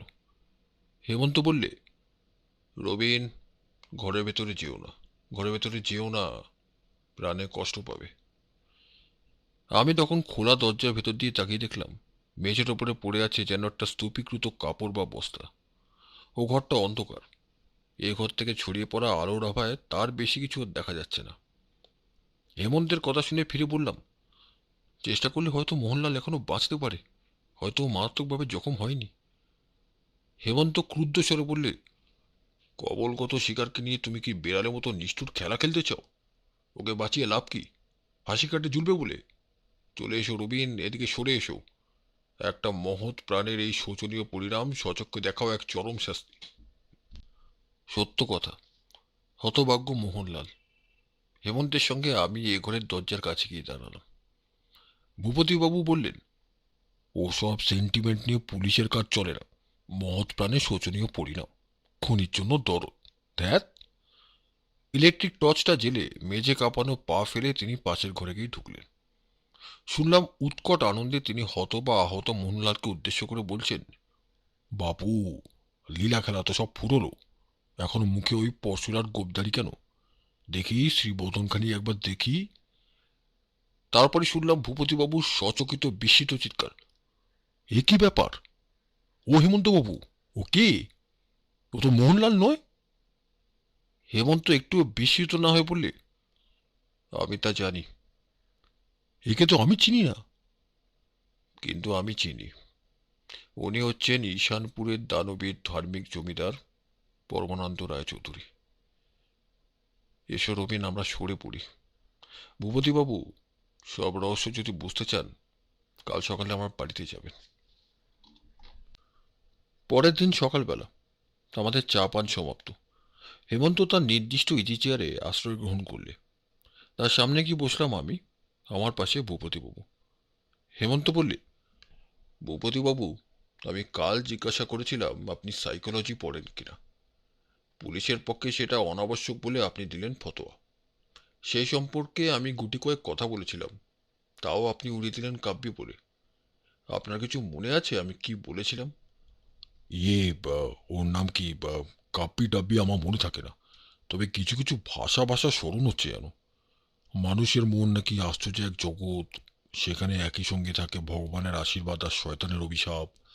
ও মনোবিজ্ঞান জানলে নাকি বোঝা যায় দানবও করতে পারে দেবতার কাজ, আবার দেবতাও হতে পারে, দানবের বেশিক্ষণ সময় লাগে না। এমন কি সব বলছিলেন আপনি? হেমন্ত বললে, এর মধ্যে আপনি পেয়েছিলেন কেবল কাব্যি, অথচ এর মধ্যেই আছে বর্তমান মামলার সমস্ত রহস্য। পরমানন্দবাবু কেবল দানবী ছিলেন না, তিনি সারা দেশে শ্রদ্ধা পেয়েছেন পরম সাধু বলে। অথচ তার মতন দেবতার বুকে জেগেছে যে দানবের মন, তিনি ধরা পড়বার আগেই আমি সেটা আন্দাজ করেছিলাম। ভূপতিবাবু বললেন, মানলুম, কিন্তু আমাদের শেষ কাজ আদালত নিয়ে। আদালতে মশাই আন্দাজের ঠাঁই নেই। আদালত বলবে কেন আন্দাজ করেছিল বাপু, তোমার যুক্তি কি? তাহলে মনোবিজ্ঞানের রহস্য নিয়ে আমাকে একটা ছোটখাটো বক্তৃতা দিতে হয়, শুনতে রাজি আছেন? পড়েছি মোগলের হাতে, খানা খেতে হবে সাথে, কি আর করব, বলুন। ইজি চেয়ার থেকে হাত বাড়িয়ে টেবিলের উপরে রক্ষিত এনসাইক্লোপিডিয়া অফ গুড হেলথের এক খণ্ড তুলে নিয়ে হেমন্ত বললে, বিলাতের প্রথম শ্রেণী বড় বড় চিকিৎসক আর পণ্ডিতদের সাহায্যে এই বিরাট বইখানি লেখা হয়েছে। এর দ্বিতীয় খণ্ডে 972 পৃষ্ঠায় অবসেশন সম্বন্ধে যা লেখা হয়েছে, আপনি পরে তা পড়ে দেখবেন। এ সম্বন্ধে আমি আরও অনেক বই পড়েছি, হাতে নাতে পরীক্ষাও করেছি। সেসব অবলম্বন করেই আমি দু চার কথা বলতে চাই, শুনুন। ইংরেজি ফিক্সড আইডিয়ার বাংলা কি? অচল প্রতিষ্ঠ বা অটল ভাবনা, যে ভাবনা মনের ভেতরে গেঁথে যায়। অস্থায়ীভাবে সময় সময় এইরকম ভাবনার দ্বারা আমরা সকলেই আক্রান্ত হই। যেমন ধরুন, হয়তো একটা গানের কলি এমন নাছোড়বান্দার মতন আমাদের মাথার ভেতরে ঢুকে বসলো যে কিছুতেই তাকে তাড়াতে না পেরে ইচ্ছার বিরুদ্ধেই সেই কলিটা মনে বারবার গাইতে আমরা বাধ্য হই। কেউ কেউ অবস্থা একদিন দুদিন, এমনকি 2-3 হপ্তাহ পর্যন্ত কাটিয়ে দেয়। কারো কারো মনে ফিক্সড আইডিয়া আরও নানা রকম প্রভাব বিস্তার করে। কেউ কেউ হয়তো বাড়ি থেকে পথে বেরিয়েই প্রথমে মনে মনে 6 বা 8 সংখ্যা পর্যন্ত গুনে পদক্ষেপ করে। বিলাতের অমর লেখক ডক্টর জনসন আর একরকম ভাবে আক্রান্ত হয়েছিলেন। তিনি পথে বেরিয়েই থাম পেলেই তার উপরে লাঠি দিয়ে ঘানা মেরে থাকতে পারতেন না। এইসব হচ্ছে ছোট ছোট নিরাপদ অভ্যেস। পণ্ডিত বা মূর্খ সকলেই এরকম অভ্যেসের দাস হতে পারে। অবসেশনাল নিউরোসিস বা এক জাতীয় স্নায়ু জমক্রিয়ার দ্বারা যেসব রোগী আবিষ্ট হয়, তাদের অবস্থা হয়ে ওঠে গুরুতর। তাদের মনে কোনো অটল ভাবনা এমন সব আবেগ বা ঝোঁকের সৃষ্টি করে যা সম্পূর্ণরূপে তাদের প্রকৃতি বিরুদ্ধ। যে সাধু, তারও মনে আসে হয়তো অটল দুষ্টচিন্তার আবেগ। সে নিজের দুর্বলতায় ক্রুদ্ধ হয়ে প্রাণপণে ওই কুচিন্তাকে তাড়াতে চেষ্টা করে। অনেকেই সক্ষম হয়, আবার অক্ষম হয় কেউ কেউ। এই অবস্থায় কোনো কোনো রোগীকে মাঝে মাঝে সাংঘাতিক অপরাধ করতেও শোনা যায়, অথচ অপরাধ করা তাদের প্রকৃতি বিরুদ্ধ। এইসব নির্দিষ্ট চিন্তা প্রায়ই অর্থহীন আর বালকোচিত হয়। রোগী তা বুঝতে পারে, কিন্তু তার কবল থেকে নিস্তার পায় না। ভূপতিবাবু, আমি খুব সংক্ষেপে গোড়ার কথাগুলো বললাম, তা আমার মন গড়া কথা নয়। বড় বড় মনোবিজ্ঞানবিদ আর চিকিৎসকরা বহু পরীক্ষার আলোচনার পর এই সিদ্ধান্তে উপস্থিত হয়েছেন। এইবারে দেখা যাক মনোবিজ্ঞানের এই রহস্যের সঙ্গে আমাদের মামলা সম্পর্ক কি। ভূপতিবাবু রুমাল বার করে কপালের ঘাম মুছতে মুছতে বললেন, বাবা, আপনার সাইকোলজির লেকচার সাঙ্গ হলুম, বাঁচলুম। এর মধ্যে আমার মাথা গুলি উঠছিল, ওসব কি আমাদের মগজে ঢোকে মশাই? হেমন্ত চেয়ারের ওপরে আর হয়ে চোখ বুজে বলতে লাগলো, এই ডাক্তারের পর ডাক্তার খুন, প্রতি 7 দিনের মাথায় হত্যাকারীর আবির্ভাব, আর ঘটনাক্ষেত্রে তাসের পাঞ্জা নিক্ষেপ দেখে আমি সন্দেহ করেছিলাম যে অপরাধী কেবল রোমান্টিক নয়, তার মনে কাজ করছে কোনো রকম ফিক্সড আইডিয়া। এক একটা খুন হয় আর তাসের কাটা ফোটার সংখ্যা বাড়ে, আর সেই সঙ্গে লক্ষ্য করলাম পাঞ্জা ছাড়া আরও কোনো রকম তাস ব্যবহৃত হয় না। বেশ বুঝতে পারলাম খুনি জানাতে চায় যে 5 জন লোককে সে বধ করবে। প্রশ্ন হতে পারে, এরকম ছেলে মানুষই বাহাদুরির কোনো মানে হয় না? উত্তর হচ্ছে, ফিক্সড আইডিয়ার একটা বড় লক্ষণই হচ্ছে অর্থহীন বালকতা। উপরি উপরি সপ্তাহে একবার করে 3 বারে 3টে হত্যা আর 3বারই বলি দেওয়া হলো এক একজন ডাক্তারকে। খোঁজ নিয়ে জানলাম ওই 3 ডাক্তারই পরস্পরের সঙ্গে সম্পর্কিত বা কোনো নির্দিষ্ট দলভুক্ত নন, অথচ খুন করছে একজন লোকই। কোনো ডাক্তারের কাছ থেকে মূল্যবান কিছু চুরি যায়নি বা তাদের মৃত্যুতে কারোরই লাভবান হওয়ার সম্ভাবনা নেই। তখন ব্যাপারটা ঠেকলো হেয়ালির মতো। এরকম হয় না, হতে পারে না। প্রত্যেক খুনের পেছনে কোনো না কোনো অর্থ বা উদ্দেশ্যই থাকে, কিন্তু এইসব খুন অর্থহীন, উদ্দেশ্যহীন। তখন আমার মাথায় সন্দেহ জাগে, হত্যাকারী কোনো রকম অবসেশন বা স্নায়ু রোগের দ্বারা আক্রান্ত নয় তো? ব্যাপারটা নিয়ে মাথার ভেতরে যতই নাড়াচাড়া করতে লাগলাম, সন্দেহ দৃঢ় হতে লাগলো তত। তারপর হলো চতুর্থ আক্রমণ। ভাগ্যক্রমে সিগারেট কেসের দৌলতে ডাক্তার সুনীল চৌধুরী বেঁচে গেলেন। তাই তার মুখে শুনতে পেলাম আক্রমণের আগে হত্যাকারী গর্জন করে বলেছিল প্রতিশোধ। কিন্তু কিসের প্রতিশোধ? ডাক্তার চৌধুরী বললেন তার কোনো শত্রু নেই, তবে হত্যাকারী প্রতিশোধ নিতে চায় কেন? আন্দাজ করলুম আগেকার 3টে খুনের সময়ও নিশ্চয়ই সে ওই প্রতিশোধ কথাটা উচ্চারণ করেছিল। তবে কি হত্যাকারী তার নিজের কল্পিত কোনো অন্যায় কার্য বা অপরাধের জন্য 5-5 জন ডাক্তারকে খুন করবার জন্য দৃঢ় প্রতিজ্ঞ হয়েছে? আগে যে সন্দেহ করেছিলাম হত্যাকারীর দ্বারা চতুর্থ ডাক্তারের আক্রমণ দেখে, সেই সন্দেহ পরিণত হলো নিশ্চিন্ত সত্যে। আমি দেখতে পেলাম স্পষ্ট আলো। তারপর হত্যাকারীকে আবিষ্কার করবার জন্য আমি কোনো পথ অবলম্বন করতুম কিনা জানি না, কিন্তু নিয়তি যেন ডাক্তার চৌধুরীর বাড়িতে যথাসময়ে পাঠিয়ে দিলেন আমার বাল্যবন্ধু মোহনলালকে। মোহনলালের বাড়িতে গিয়ে খোলা পেলাম রহস্য রাজ্যের দরজা। প্রথমেই জানলাম যাদের উপর আক্রমণ হয়েছে তারা সকলেই ছিলেন তার মৃতা স্ত্রীর চিকিৎসক। তার আর তার শ্বশুরের আন্তরিক ইচ্ছার বিরুদ্ধে 5 জন ডাক্তারের মতে যে অস্ত্রচিকিৎসা হয়, মোহনলালের স্ত্রী মারা পড়েন তারই ফলে। প্রথমেই আমার সন্দেহ হয় মোহনলালের উপরে। প্রিয়তমা স্ত্রীর মৃত্যুর জন্য সে হয়তো দায়ী করেছে ওই 5 জন ডাক্তারকে। সে বিশ্বাস করে ওই হত্যাকারী বলে ধীরে ধীরে ওদের উপরে তার মনে পুঞ্জিত হয়ে উঠেছে একটা বিজাতীয় মারাত্মক ঘৃণা। দিনরাত এই কথা ভেবে ভেবেই সে এমন ভীষণ অবসেশন নিউরোসিস রোগের দ্বারা আক্রান্ত হয়েছে। সে সাধু, সচ্চরিত্র বটে, কিন্তু ও রোগ সাধুরও মনে আনে ভয়াবহ পাপ চিন্তার বা গুরুতর অপরাধের প্রেরণা। কিন্তু তারপরেই দৈবগতিকে আমার দৃষ্টি আকৃষ্ট হলো আসল আসামির দিকে। রবিন, মনে আছে মোহনলালের বাড়ি থেকে ফেরবার পথে একটা ব্যাপার লক্ষ্য করনি বলে তোমাকে আমি ভর্ৎসনা করেছিলাম? ব্যাপারটা হচ্ছে এই। মোহনলালের বৈঠকখানা থেকে বেরিয়ে এসে দেখলাম পরমানন্দবাবু সিঁড়ি দিয়ে উপর থেকে নেমে আসছেন। তার হাতে একগাছা মোটা লাঠি, আর সে লাঠি ধরেছেন তিনি বাম হাত দিয়ে। এটা যে কত বড় প্রমাণ তার বোধহয় বলে দিতে হবে না। ডাক্তার বিশ্বাসের মৃতদেহের পাশের জমি পরীক্ষা করি প্রথমে আমি জেনেছিলাম হত্যাকারীদের একজন বাম হাতে লাঠি ব্যবহার করে। তারপর ডাক্তার চৌধুরীও বলেছিলেন আক্রমণের রাতে যে তাকে ডাকতে এসেছিল লাঠি ছিল তার বাম হাতে। ধার্মিক, দানশীল পরমানন্দবাবু একমাত্র সন্তানকে হারিয়ে ওই দারুণ অবসেশনাল নিউরোসিস রোগে পাগলের মতো হয়ে গিয়েছিলেন। আগেই বলেছি ও রোগের রোগী যত বড় সাধুই হোক নিজের ইচ্ছার বিরুদ্ধে পাপ কাজ করতে চায়।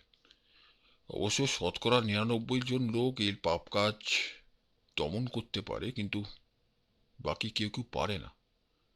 ওই ডাক্তাররা আমার একমাত্র সন্তানকে হত্যা করেছে, আমিও তার প্রতিশোধ নেব। এই ছিল পরমানন্দবাবুর অবসেশন। তিনি নিশ্চয়ই এই ভাবের কবল থেকে আত্মরক্ষার প্রবল চেষ্টা করেও তা পারেননি। শেষ পর্যন্ত সম্মোহিতভাবে ছদ্মবেশ পরে হত্যাকারীর মূর্তি ধরতে বাধ্য হয়েছেন। রোগ তার হাত রক্তাক্ত করেছে বটে, কিন্তু আসলে তিনি যে মহৎ সাধু ব্যক্তি সে বিষয়ে কোনো সন্দেহ নেই। এ এক বিচিত্র ট্র্যাজেডি। আগে জানলে মামলাটা আমি গ্রহণ করতাম না। ঘর স্তব্ধ। খানিকক্ষণ আমরা সকলেই অভিভূতর মতন বসে রইল। তারপর আমি বললুম, তাহলে সেই ক্লোরিন ব্যবহারের জন্য দায়ী হচ্ছেন পরমানন্দবাবুই? হেমন্ত বললে, বলা বাহুল্য। পাপের সঙ্গে ভাব করলে এক পাপ আনে তার শত পাপ অনুচর। ধরা পড়লে পরমানন্দ বাবুকে হারাতে হতো তার প্রাণের চেয়ে বড় দেশ চোরা মান সম্ভব। একরকম মরিয়া হয়েই তিনি আমার মুখ বন্ধ করতে চেয়েছিলেন। তার উপরে আমার কোনো রাগ নেই। ভূপতিবাবু বললেন, পরমানন্দবাবু সেই মোটা লাঠি গাছ আমরা পেয়েছি, সেটা গুপ্তি। কিন্তু তার হাতল টেনে বার করলে পাওয়া যায় তরোয়াল নয়, একখানা ছোরা। সাধারণ ছোরাও নয়, ফলাটা লম্বায় 6 ইঞ্চি, চড়ায় পেন্সিল কাটা ছুরির মতন। ডাক্তার বিশ্বাসের ক্ষতচিহ্ন দেখে আপনিও এই কথা বলেছিলেন। হেমন্ত বললে, আর একটা কথা জানতে চাই, আপনার মোহাম্মদ খাঁ ধরা পড়েছে তো? ভূপতিবাবু অধবদনে বললেন, মোহাম্মদের সঙ্গে এ মামলার কোনো সম্পর্ক নেই। কিন্তু পরমানন্দ বাবুকে সাহায্য করতে আরো দুজন লোক, এটা আমরা জানতে পেরেছি। হ্যাঁ, তারাও কাল ধরা পড়েছে। কে তারা? দুটো নেপালি। তাদের একজন পরমানন্দবাবু পুরনো ড্রাইভার, আর একজন পুরনো চাকর। তারা কালো গাড়ির ভেতরই ছিল। তাই তো ভূপতিবাবু, মোহাম্মদের লাঠিকে তাহলে শাস্তি দিতে পারলেন না? ভূপতিবাবু আবার লজ্জায় মাথা হেঁট করলেন। হেমন্ত বললে, রবিন, এতক্ষণে মোহনলাল আমাদের কি ভাবছে কে জানে। তার মুখ মনে করে আমার সত্যি খুব কষ্ট হচ্ছে।